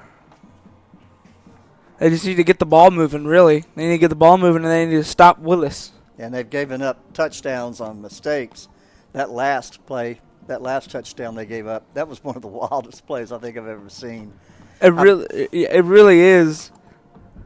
And it goes to why you have that tip drill in practice. You know, you never that was a perfect tip drill payoff for that ball to go flying right into the gut of the Willis defender there. He'll remember that play for as long as he lives. I mean, he'll take that one to his old age. And whenever he caught it, he looked surprised. He's like, I have the ball now? He had to catch it. I mean, it was either catch the ball or get knocked down by it. It still would have been a fumble. It never touched the ground. I mean, it went straight from the quarterback's hand into his gut, into his breadbasket. And the good thing about it was, at least for him, is he knew exactly what to do. He didn't hesitate. He just took off. Yeah, saw there was a ton of green grass in front of him. Conroe get the ball first. Be an opportunity for them to. I guess we'll find out if much was said in the dressing room at halftime by how they react this kickoff, this initial series. Now it's Cantadero again. Be looking perhaps a pooch kick. So it will be a little bit of a deeper pooch kick. Oh, and that's what you don't want to do. You don't want to catch it and run out of bounds. Yeah, you should have just let that one go. You know that exactly. Ball was very close to sailing just straight out of bounds. I think it would have. Mm-hmm. It would have. He caught it. He caught it on the hash mark, or not too far from the hash mark. Now, this Conroe offense led by Cameron Nunley, or Christian Nunley. He's going to be looking to hopefully get some points on the board here soon. As Nunley will line up in the shotgun, Green to his right, two receivers to his right, two to his left. He'll take the snap. It'll be a play-action pass. He's going to look to throw, and he'll find his man. Good pass and catch there. Caught by number 3 for the Conroe Tigers. That is Caden Barnaby. Correction, Braylon Mills on the reception there. Good pass, good catch. Give him a first down. That's a good way to start. It is what they were missing, those big chunk plays in that first half. It's now Nunley again line up in the pistol formation. Send his man in motion. It'll be a handoff, and he'll get blown up at the line of scrimmage. He sent him into the dirt like he's an Undertaker. Frankie Long. I love that sportsmanship. It goes back to the late Bear Bryant used to say, knock him down and then help him back up. And that's exactly what Mr. Long did. Long, he hit him. He hit him, and he fell back about 2 yards. As now it'll bring up second down and 12. Nunley in the shotgun will look to pass. Going to be a quick pass outside, and he'll step out of bounds at about the 34 or 33-yard line. Yeah, number 16, Jaden Simmons on that catch. Bring up third down and long here. At this point in the game, with the score that it is, every third down is pivotal. It's now getting the call from the sideline. And then they'll line up in the shotgun. Running back to his right. 2 receivers to his left and right. Take the snap. It's going to be a play action pass. He's going to look to throw. It's going to be that quick out again. I think it's going to be a little short, Wesley. It's going to be a little short. It'll be a 4th down. Be a 4th down, but they will keep the offense out there on the field. No, they will not. That's one of those where you have to really be aware. If you're the receiver, you've got to be aware of where you've got to get the first down. And in that case, I think he just caught the ball and ran out of bounds immediately. I think he could have got the first down if he just made a little bit of a turn upfield. Only 1 yard here. Got to be aware of the fake. But the punt will go away. Low driving kick. Low driving kick will take a little bit of a Willis bounce. Good job by Conroe on the coverage. As the ball will be placed at the 33-yard line.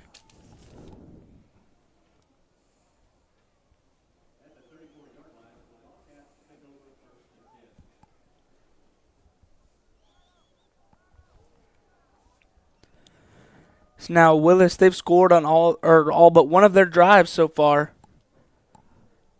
And they know that's exactly what they want to do. They want to keep putting their foot on the gas pedal.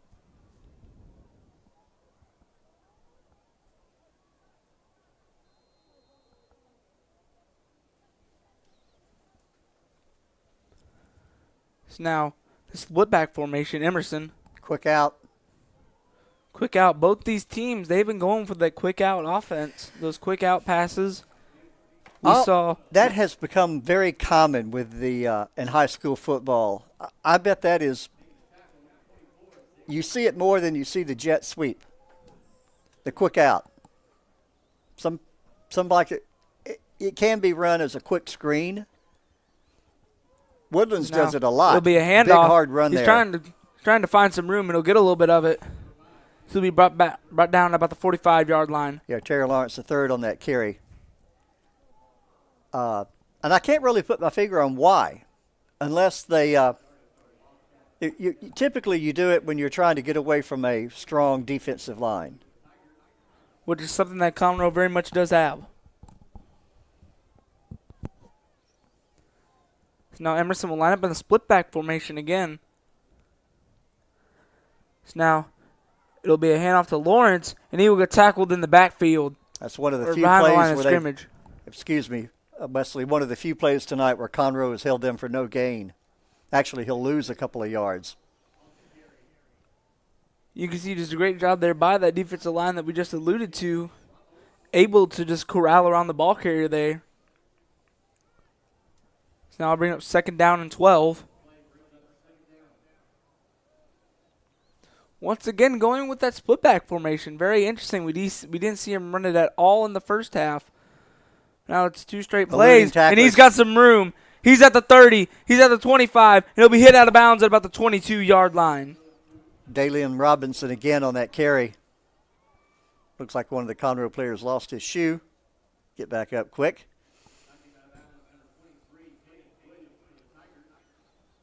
He's a big kid, that Robinson. He straddled the initial defender for Conroe. Jumped in like a hurdle.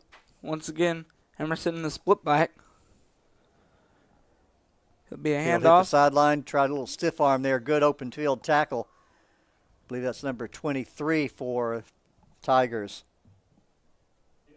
Caden Williams. Caden Williams back-to-back plays where he's gotten a tackle on the sidelines. Short gain for Willis on that play. Now once again, same formation with the split back. It'll be a handoff straight up the middle. Great job blocking by the offensive line, and they'll keep on chugging down to about the 6-yard line. That'll be enough to move the chains. Lawrence the third running with authority there. Yeah, Lawrence, he's one of those bigger running backs, almost like a Derrick Henry or Jerome Bettis type of running back. Now, split back formation again. They're going to give it to him again. He'll be playing on Saturday somewhere. So he gets to about the 5-yard line, bringing up 2nd down and goal.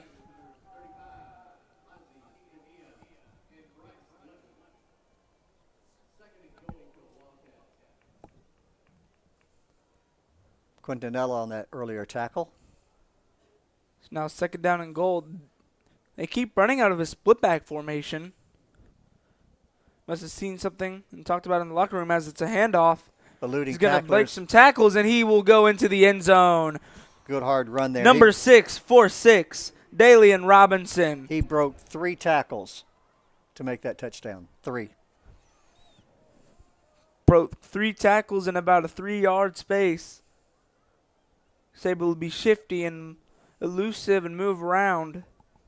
Makes the people miss, and he gets into the end zone. Justin Willis out there again for the extra point.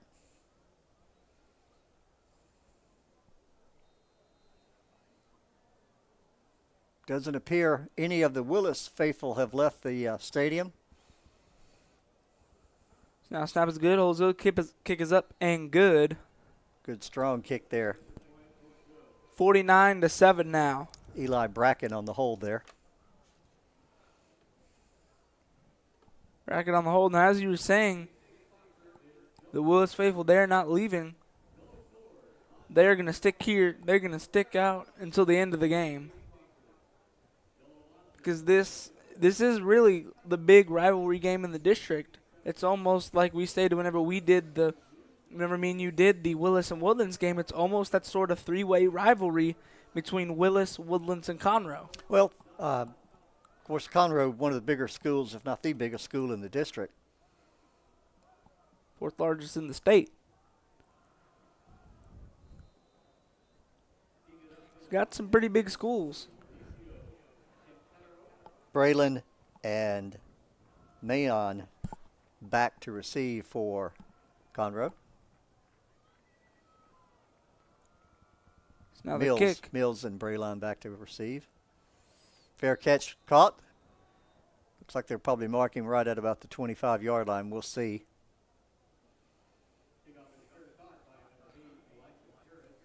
Looks like they'll mark him at the 26.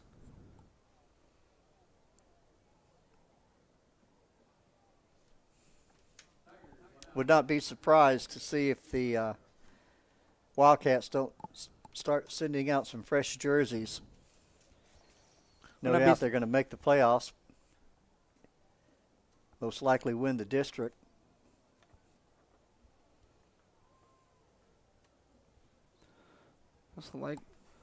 They will most likely win the district. And as we were talking about during halftime, they have the chance to go to have another deep run in the playoffs like they did last year, only be bested by DeSoto. You know, as now Nunley will be a handoff. I know Nunley will keep it. He'll look for some running room. Will get the first down.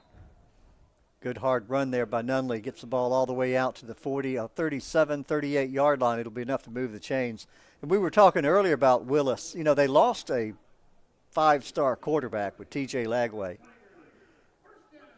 But they have it. They have it. As you hear people say, they have it rebuilt. They've reloaded. Lagway will be starting the rest of the season at Florida with Graham Mertz injured for the rest of the season. As now Nunley. It's going to be a play action pass. Quick pass, and he just drops it. Well, the ball was thrown high and a little bit behind him. He took a hard lick there. He did take a hard lick.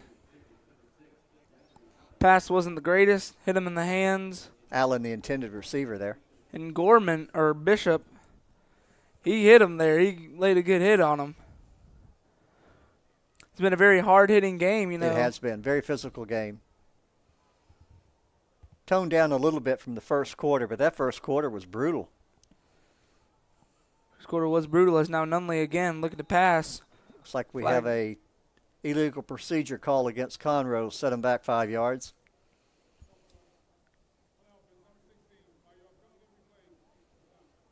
Yeah, that first quarter was one of those where if you were on the sideline, you were feeling the hit yourself. Yeah, especially on that late hit with Nunley. He got smoked.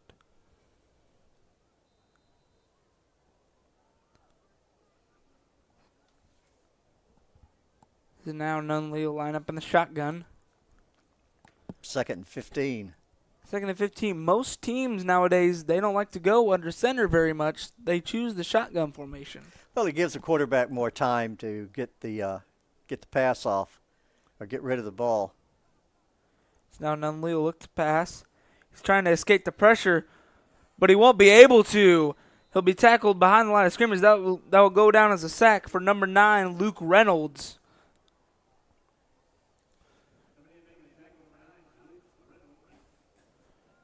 Reynolds just able to see that Nunley was trying to scramble and able to just get in front of him and tackle him. Great play there. Yes, it was. Now 3rd and 16. If you're an offensive coordinator, you don't usually have very many play calls for this situation in your playbook. It's one of those situations that you never hope that you're in. It's now Nunley. Willis showing blitz. Nunley will roll out. Man, that ball will be dropped. That ball will be dropped as now the punt team will come on again for Conroe.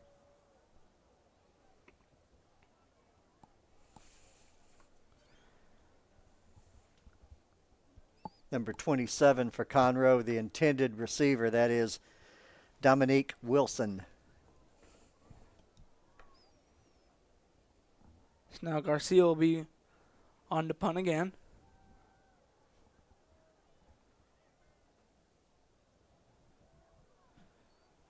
Good end over end punt. One of those It'll you better take be a careful it'll not let take the a ball hit Conroe you. bounce. Good kick there. They'll blow it dead right at the 33-yard line. 7:11 left in the third quarter.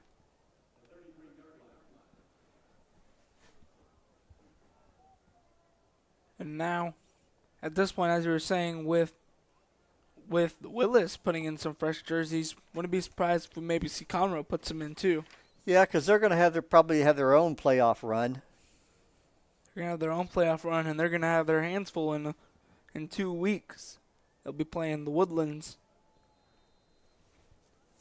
I think the second on their depth chart quarterback for Willis is number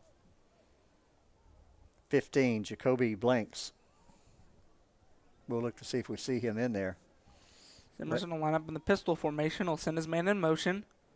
It'll be a jet sweep. He's going to try to look for some running room. He won't be able to get very much of it, but he'll still get a good 7 or 8 yards on the carry.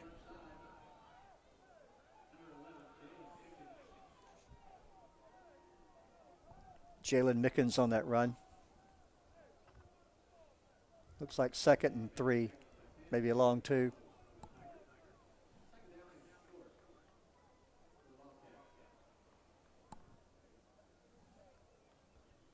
Second down short, they'll hand it off. Try to run up the middle, won't be able to get very much of it. Right at the first down marker.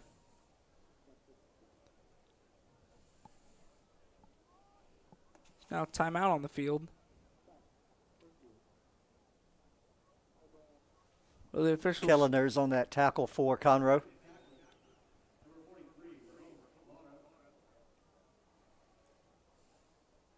So now once again in the pistol formation. Run up the middle. Won't be able to get very far though. About 2 yards. 2 or 3 yards and it'll be a fumble. I thought there was a fumble on the play. The way the players were reacting there. Conroe gets a break there. Gets the ball back. Great play there by the Conroe defense to get the ball back. We couldn't tell what was happening from our vantage point. We'll have to see if we can get a better view of it here. Yeah, he looks like he just loses the football there. Got a bit of a clothesline tackle. Ball came loose. Tigers able to pick it up.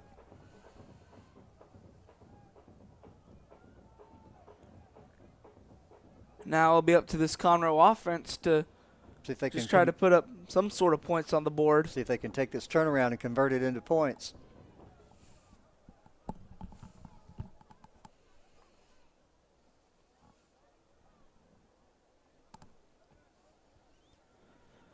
Now here comes the offense.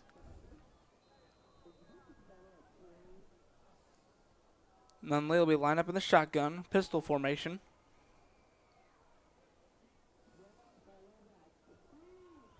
Take the snap, it'll be a handoff up the middle.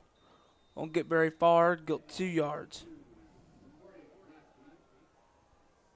That defensive front for Willis, they swarm to the ball.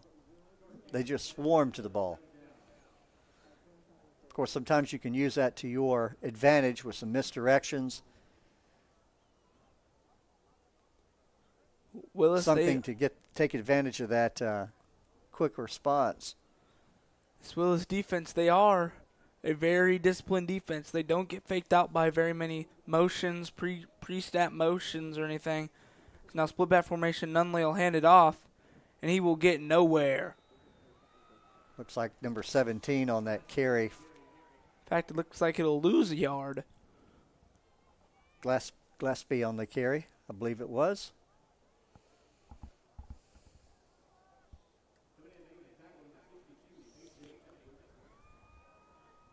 Jay Edwards on the tackle. Yeah, Edwards on the tackle for Willis. 3rd and 10.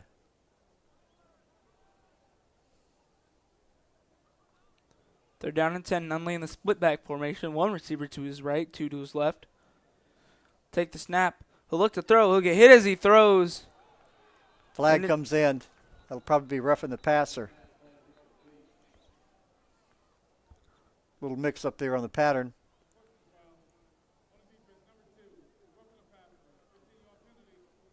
That'll give Conroe new life. He'll be roughing the passer. It looks like, as you said, there was a little bit of miscommunication on the route. Either that or under pressure, he just threw it too early, and the running back, he just wasn't looking. But nonetheless, it'll be a first down now.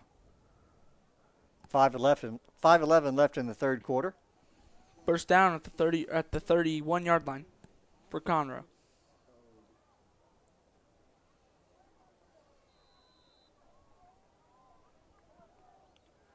Take the snap. Will be a play action pass. Nunley looking to pass, dancing around in the pocket, but he won't be able to throw. Too much speed there. Too much speed. Number 20 on that sack for Willis. That is Logan Henninger. Just ran him down. It's his second sack of the evening. This Willis defense, they've been able to get pressure on Nunley, and they've been able to sack him in the backfield. Well, you might have called that a coverage sack, too. Nunley couldn't find an open receiver. Trying to buy more time, but just too much speed there from Willis. Nunley will take the snap, look to roll out. Little corner blitz there. I think it looks he caught like the ball. I think he had a good catch there. That was a really good catch, a one-handed catch there. No, incomplete. They're going to call it incomplete.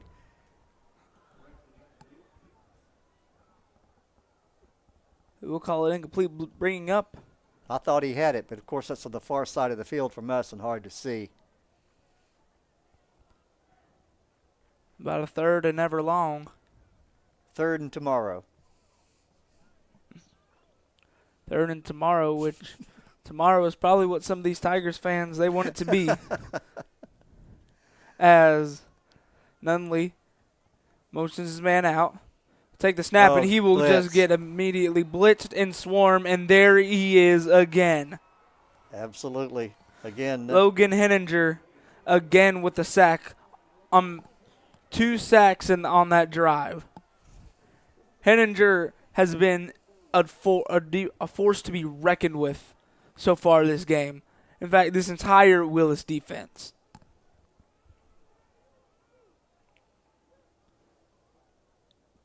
Now it'll be 4th and more than tomorrow.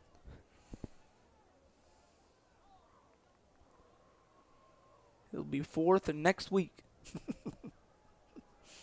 Once again, something Need Tigers fans wish it was. It's Garcia. Blocked. Oh, the kick is blocked. Picked up by number 34, and he's going to go all the way to the end zone. Wow. And just an amazing play there by Willis. That was Kendrick Evans on that block. No flags. Kendrick Evans. Just, I don't know what to say, if I'm being completely honest with you. I will say this, though. These Conroe players at this point, they're going to be seeing this Willis defense and special teams in their dreams tonight like they're Freddy Krueger. Well, they're whatever you want to call it, it's going to be short-lived because they've got the Woodlands Highlanders coming here in 2 weeks. will most likely be on the call for that game, as now Willis on for the extra point. Snap is good, holds good, kick is up and good.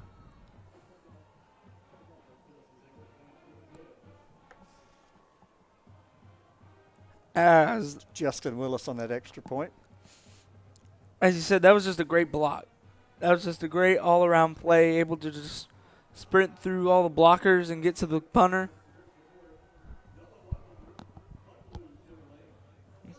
Well, you play JV ball, sophomore.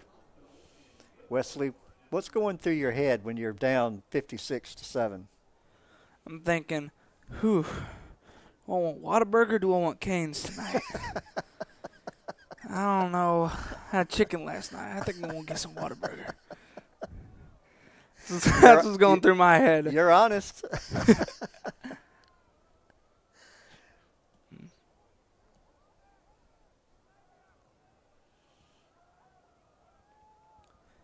I'm sure we're going to see some fresh jerseys coming in here pretty quick for Willis. 3:18 left in the fourth quarter. It's now Cantarero on the kick. Tell you what, though, these special teamers, these kickers and punters, especially for Conroe, they're going to definitely need an ice bath tomorrow. They've been kicking a lot this game.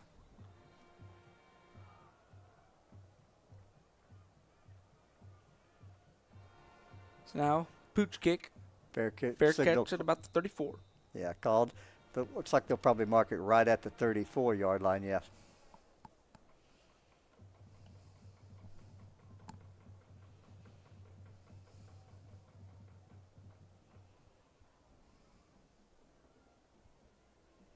Is now Conroe is hoping to go, put some points on the board so you can feel a little bit better. What's our score of that Grand Oaks Oak Ridge game? Can you tell from here? Not currently.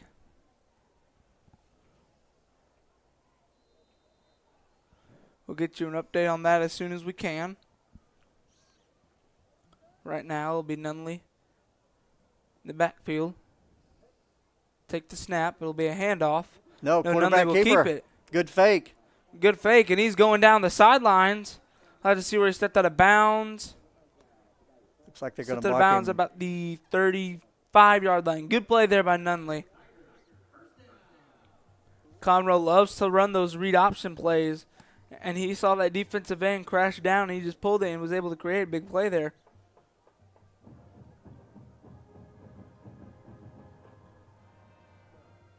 Bringing the ball back, it wasn't a penalty. He must have stepped out of bounds when we weren't watching, because they're marking the ball way back at the 47-yard line.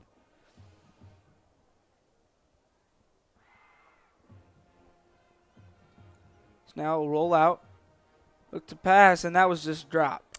He turned his head before he caught the ball.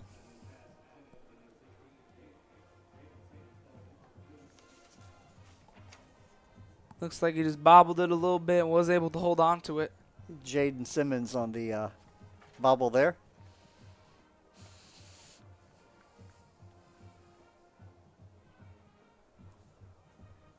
It's now Nunley. We'll line up in the pistol formation. One receiver to his right, two to his left. Conroe likes to run a lot of plays out of the pistol.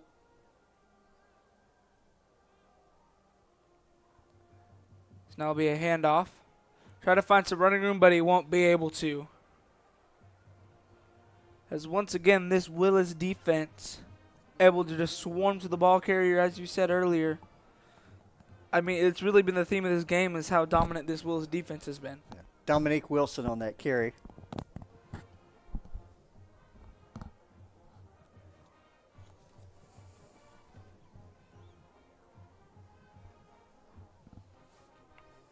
So now,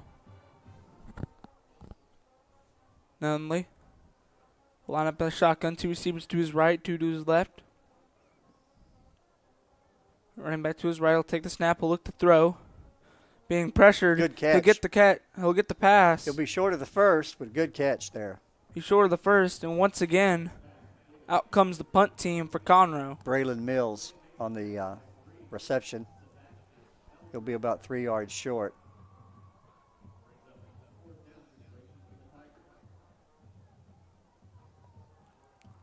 This last time, Willis was able to block the punt. Willis will send back number 4, DJ Allen.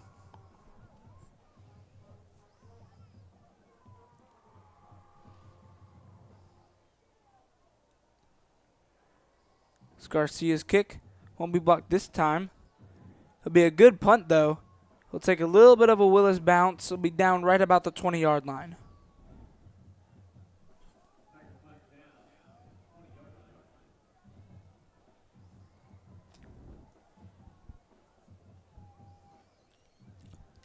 Now this Conroe defense has been gashed wide open all night by this Willis offense, because Willis, they've just been rolling and rolling and rolling. They just kept rolling. Like a fine-tuned sewing machine. Or a hit Limp Bizkit song if you're into that.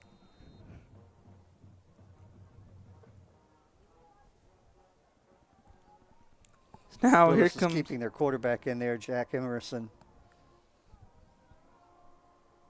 1:32 left in the quarter. Now he'll tap it forward. Good hard run there. Jalen Mickens on the short jet sweep. He'll get the first down.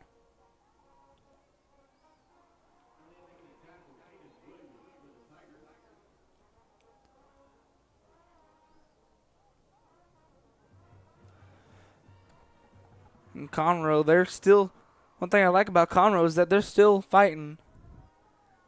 They said, as Emerson takes the snap, it'll be a handoff, run straight up the middle.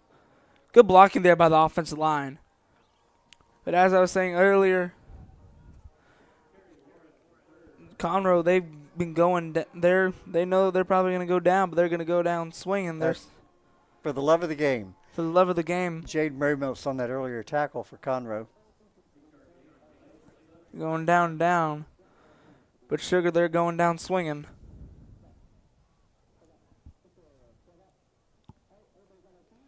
Now Emerson, line up in the shotgun pistol formation. Take the snap. Will be another handoff. Another great job by the offensive line. He'll get the first down. Bring the ball out to the 45. We'll get the first down. And now Willis, their offensive line has been moving. They've been able to move Conroe off the ball a good 2 or 3 yards. They've owned the line of scrimmage all night. They definitely have owned the line of scrimmage. Have a timeout. So now that score. They're going to let the clock run out in the quarter here.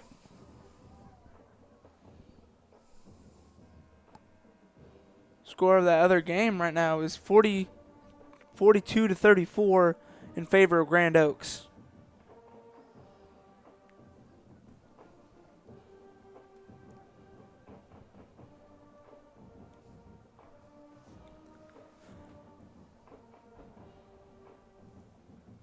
We'll flip sides and play the final 12 minutes.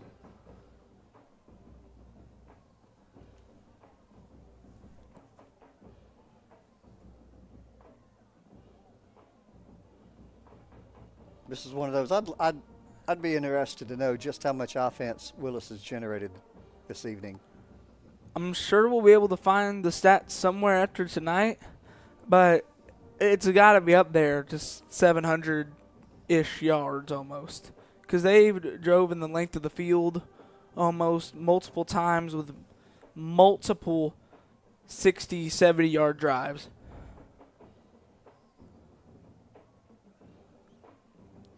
Thing I will give props to is both of these bands, they've been playing their hearts out. They don't care what the score is. They are here to play their hearts out. They are here for our entertainment. I think we got a new quarterback in there now. Is what it appears. Now he'll send his man in motion. He'll take the snap. Be a handoff up the middle again. Your quarterback now for Willis is number 15. Jacoby Blanks.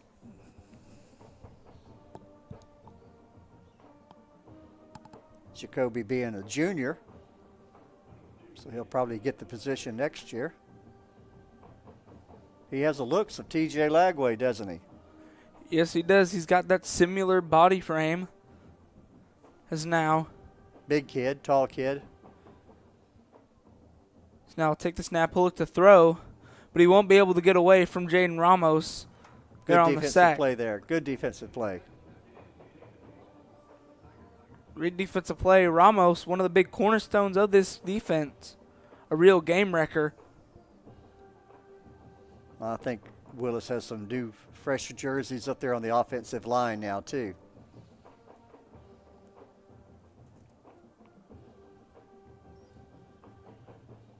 Looks like Conroe will be sending in some fresh jerseys on their defense also. Now Blanks. Line up in the shotgun. He'll send his man in motion. He'll take the snap. There's your He'll quarterback keep it. keeper. He'll be hard to bring down. It'll be hard to bring down, but he'll Well short of the first down. roll short of the first down. And they'll bring him down about the 43. Or 42 on the tackle there for Conroe. now for That only the is- second time tonight, Willis will be out to punt. Harris on that tackle. Harns on that tackle. Mills will be lined up at his own 20. I think this is only their second punt tonight. Am I correct? That is correct. It's only their second punt tonight. So the kick is away, and it is a booming Fair punt. catch made. Fair catch. Fumbled. Ball on falls the ground. out. Who's got it? He muffs the punt, and it looks like Willis falls on it. They'll have to unpile him. It's Willis ball. It'll be Willis ball. That'll add an insult to injury. A little bit of salt in the wound there.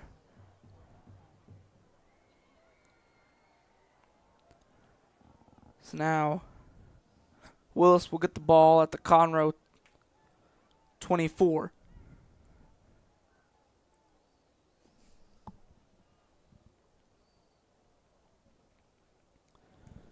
I will say one of the big defining things about this stadium is the big old jumbotron in the south end zone. School will actually be putting that to good use. They are having a movie night out here on the field. When's that?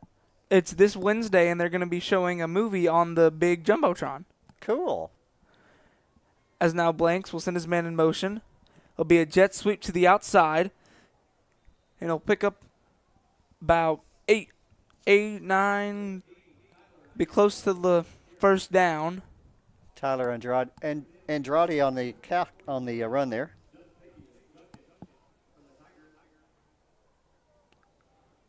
So now it is keeping eyes on that other game. It is now Grand Oaks 49 and Oak Ridge 41. It's a real shootout. Yeah, how much time left though? 7 minutes and 40 seconds they in the got a fourth lot of quarter. time left. So now it'll be a handoff up the middle at our game. Looking for some blocks. Flag comes in. Looks like it's probably where you're going to find holding. Thrown by the ref. Face mask. Face mask No. against Willis. You don't see face mask called against an offensive player very often. You don't. There's a Willis player down. We will take an official timeout, though.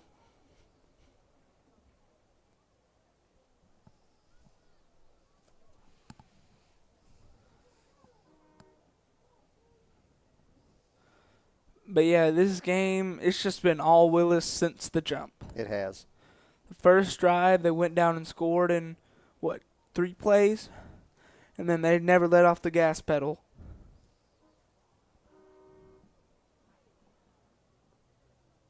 Well, they've got some very talented players, and they're very well coached. I know you won't get this reference, but for some of our nerdier watchers tonight, nerdier fans watching tonight, Willis has really used that Satsui no Hado, or the killing instinct, almost. Because they have not let up. They have been bludgeoning Conroe, to say the least. Pedal to the metal. Definitely. they should be able to go at least a couple of games deep in the playoffs. At least a couple. It really all depends on who they get seeded against in the playoffs. As soon as that playoff bracket comes out, one of the biggest days of the year, if not the biggest day of the year for Texas high school football, besides schedule release and district realignment. This district was one of the very few in the state that was not touched whenever the big conference or district realignment came. Well, a lot of that probably has to do with the fact that you've got so many high schools right here in this area. So and now the vast majority being Conroe ISD programs. It's almost a Conroe ISD district by itself. It's now blanks. I think the only teams not in the district or not at Conroe ISD schools would be Cleveland, New Caney, and Willis. And Willis. Because Woodlands, they don't have their own ISD, do they? No. College Park and the Woodlands are both part of CISD. Oak Ridge, Grand Oaks, College Park, Conroe, Caney Creek. Now once again, sending his man in motion. He'll hand it off to him this Looking time. for somewhere to go. Looking for somewhere to go, and he'll find somewhere to go. And player lost his helmet there. He'll be short of the first down.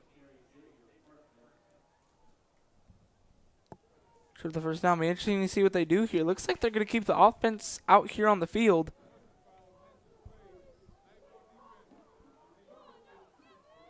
Personal foul against Conroe. That'll push it further down the field. Be illegal use of hands to the face. That's usually only a 5-yard penalty. Be interesting. Wonder what exactly they saw for them to say that it warranted the 15-yard personal foul. That'll be half the distance. Put the ball right at the, well, it's on a soccer marker. It looks like about the 8-yard line. I'm going to be honest, if I'm offensive coordinator here, this is not just me, my bias. Why don't you give it to one of the big men? They've been blocking their tails off all game, and they ain't get no recognition for it. Down inside the 10, why not? Now Blanks will take the snap. It'll be a handoff up the middle. Good hard hit there. Good hard hit there as now a whole host of Tigers they might score brings in them this, down. They might score in this series, but they didn't score on that play. 7:42 left in the game. Second down.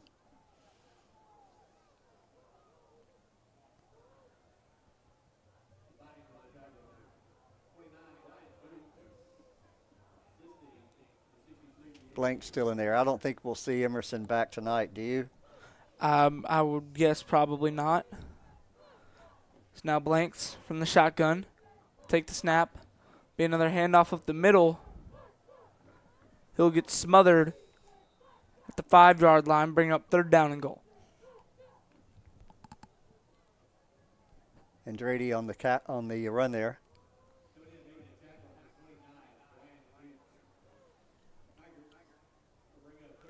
Dukes on the tackle for Conroe. 3rd and goal.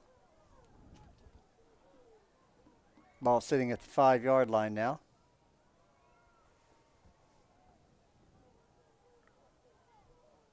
Now Blanks.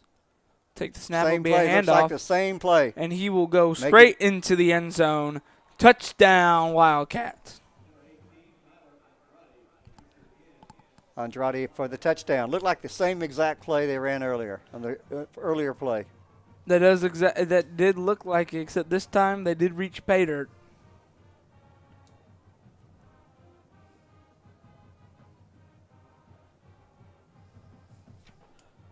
So now Willis will be on for the extra point.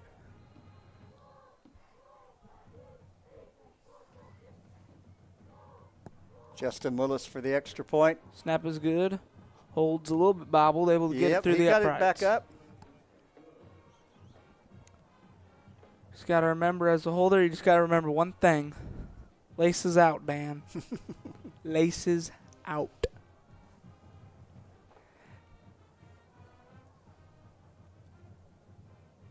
It's now 6:30 left in the game.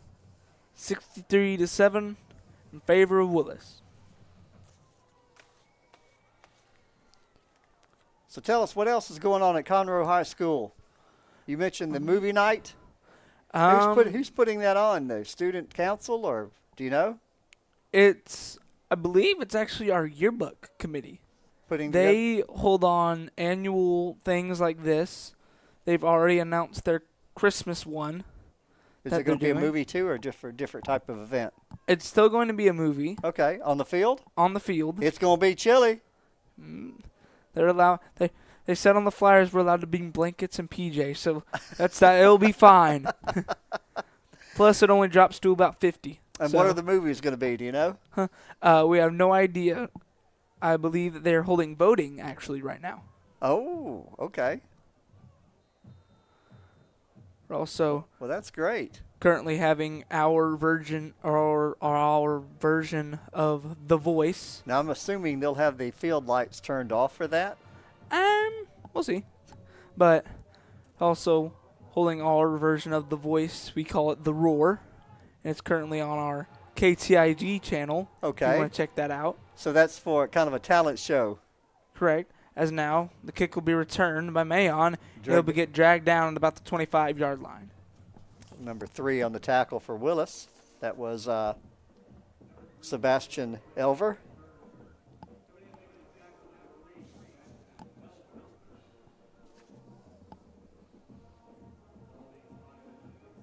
So 2 outdoor movies. And what else did you mention they're having? We have our own version of The Voice, which we call The Roar. And how often do they do that? It's annually. It's an annual competition. So it's like a one-time talent show. It is it's more like a series almost. So you have to audition. There's 10, I believe they have 10 people on. Okay. And then they go on there, they sing their song. Okay. And then they vote. Now, so Cameron you have to advance to the next round. Good hard hit there. Looks like it'll be no gain. Do we have a new quarterback in there for Conroe? Yes, that is Christian Nunley's younger brother, Cameron. And they're at quarterback.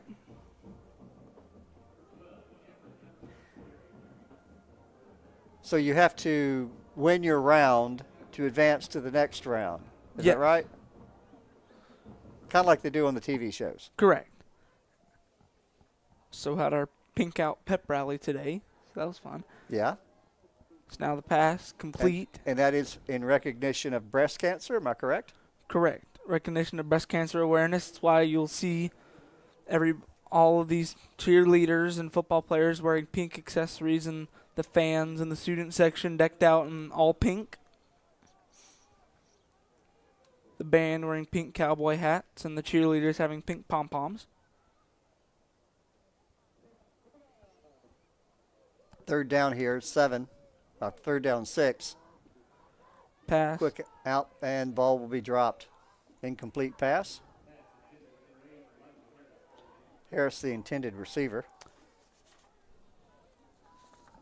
Here to stick with the pink theme, those Gatorade containers are filled with Pepto-Bismol.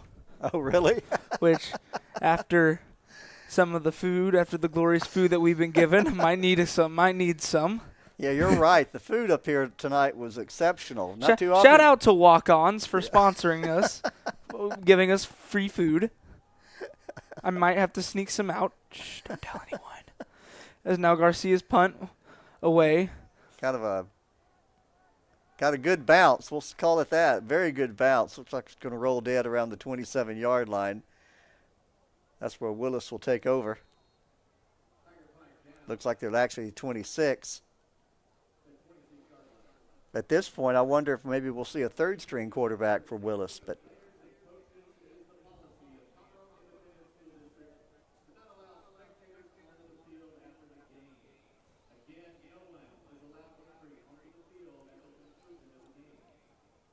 the announcement there, I don't think we're going to have anybody rushing the field tonight. But no. And there's some players with the student members of student body with their pink shirts on. There we go. Recognition of breast cancer. Now, is that a national thing or the district-wide today, or do you know? I believe it's the entire month of October is Breast Cancer Awareness Month, so I remember the NFL used to do it, but then they stopped doing it to recognize all forms of cancer, which take that how you may. So Conroe decided to make this their recognition day within the month of October. Which wasn't a very good idea, but as now another handoff handoff.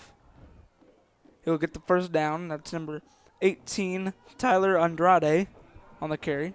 Number 21 for Willis on the tackle. That's Rayshawn Brown. Yeah, a lot of fresh jerseys on both sides of the ball now. Inside of 5 minutes, 4:38 and counting left in the game.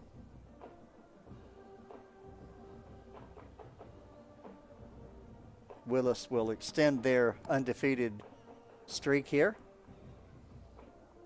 They'll be, 7-0 now?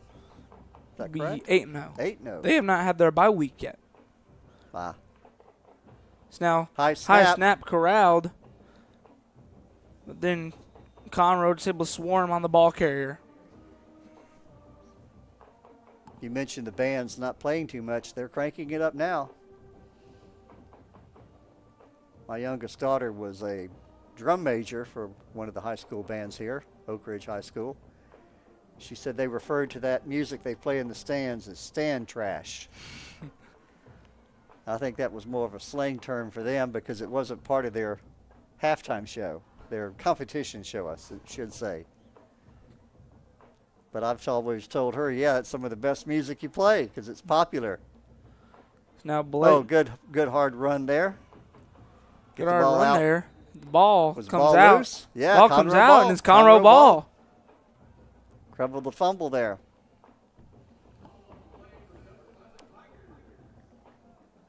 Now the Conroe offense will come back out on the field.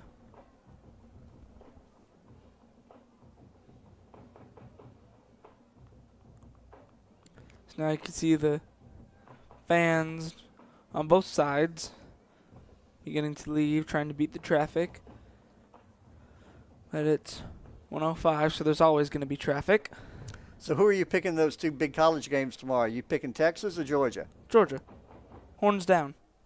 Oh, okay, that's right. Horns down, gig 'em. Because you're like an Aggie fan. I forgot I'm an A&M that. fan. Okay. All right. A&M fan through and through. Georgia by 50. Okay. Nunley will take the snap. Handoff there. No, quarterback keeper. Quarterback keeper. Looking for some room. And Nunley. He'll get a good gain out of it. Looks like they'll give him about 6 or 7. We'll see where they're going to mark him. Mark him right at the 44-yard line. Brock Reynolds on the tackle for Willis.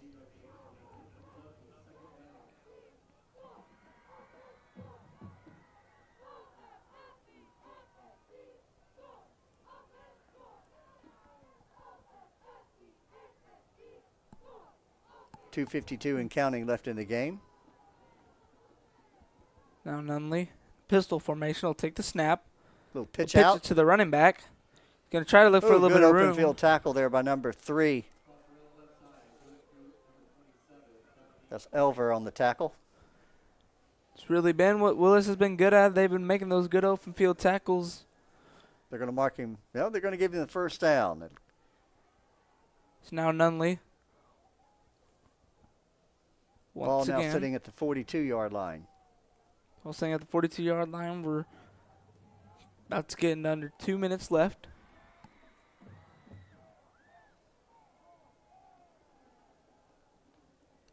Well, the Tigers definitely have some regrouping to do before the Highlanders come into town in a couple of weeks.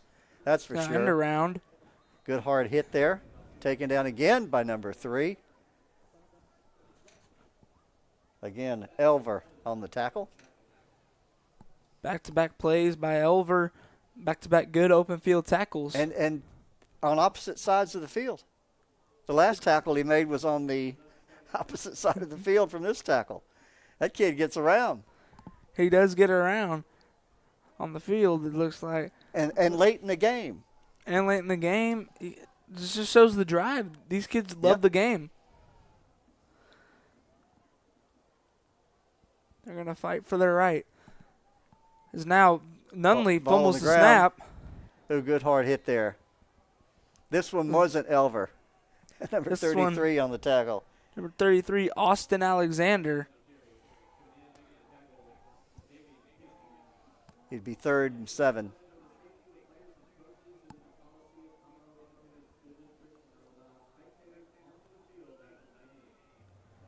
As you can tell by the body language, Willis are very happy with the outcome of this game. So we are just under 45 seconds left. Willis will retain their bragging rights. So now Nunley will take the snap, will look to pass. Looking deep. Looking deep now, will try to Not run. going to find a man. Be taken down. Taken down by number 34. That is Kendrick Evans on the tackle. That may be the last play of the game. 18 seconds left on the game clock, and 25-second clock hasn't started yet. Well, Wesley, it's been my pleasure to call the game with you again tonight. It has been my pleasure to call it with you. It's been an honor if we don't end up calling another game together. Next time, I want to see how many of those sliders you can eat. I do too. Now, be honest. How many did you have tonight? Only had 2. Only 2? Only 2. Okay. All Those right. cinnamon rolls that they had? That's a different matter, huh? That's a different matter. Okay. Those were good. Well, we appreciate our YouTube audience joining us tonight. It's our pleasure. Most of the people who are involved in this staff, I think I'm the oldest person here. The rest of the staff, yourself included, are all students here at Conroe High School. They run an outstanding audio-visual program. The kids run the cameras. The live action director is a student here. And I have to applaud Conroe High School for putting this program together to broadcast, for lack of a better word, all the CISD schools football games that are played here at Wood Forest, or I should say here at Buddy Moorhead and down at Wood Forest. Close us out. Yes. Well, ladies and gentlemen, it's that time of the broadcast where we must bid you adieu. So goodbye, mwah, and good night, bang. Have a good night, ladies and gentlemen.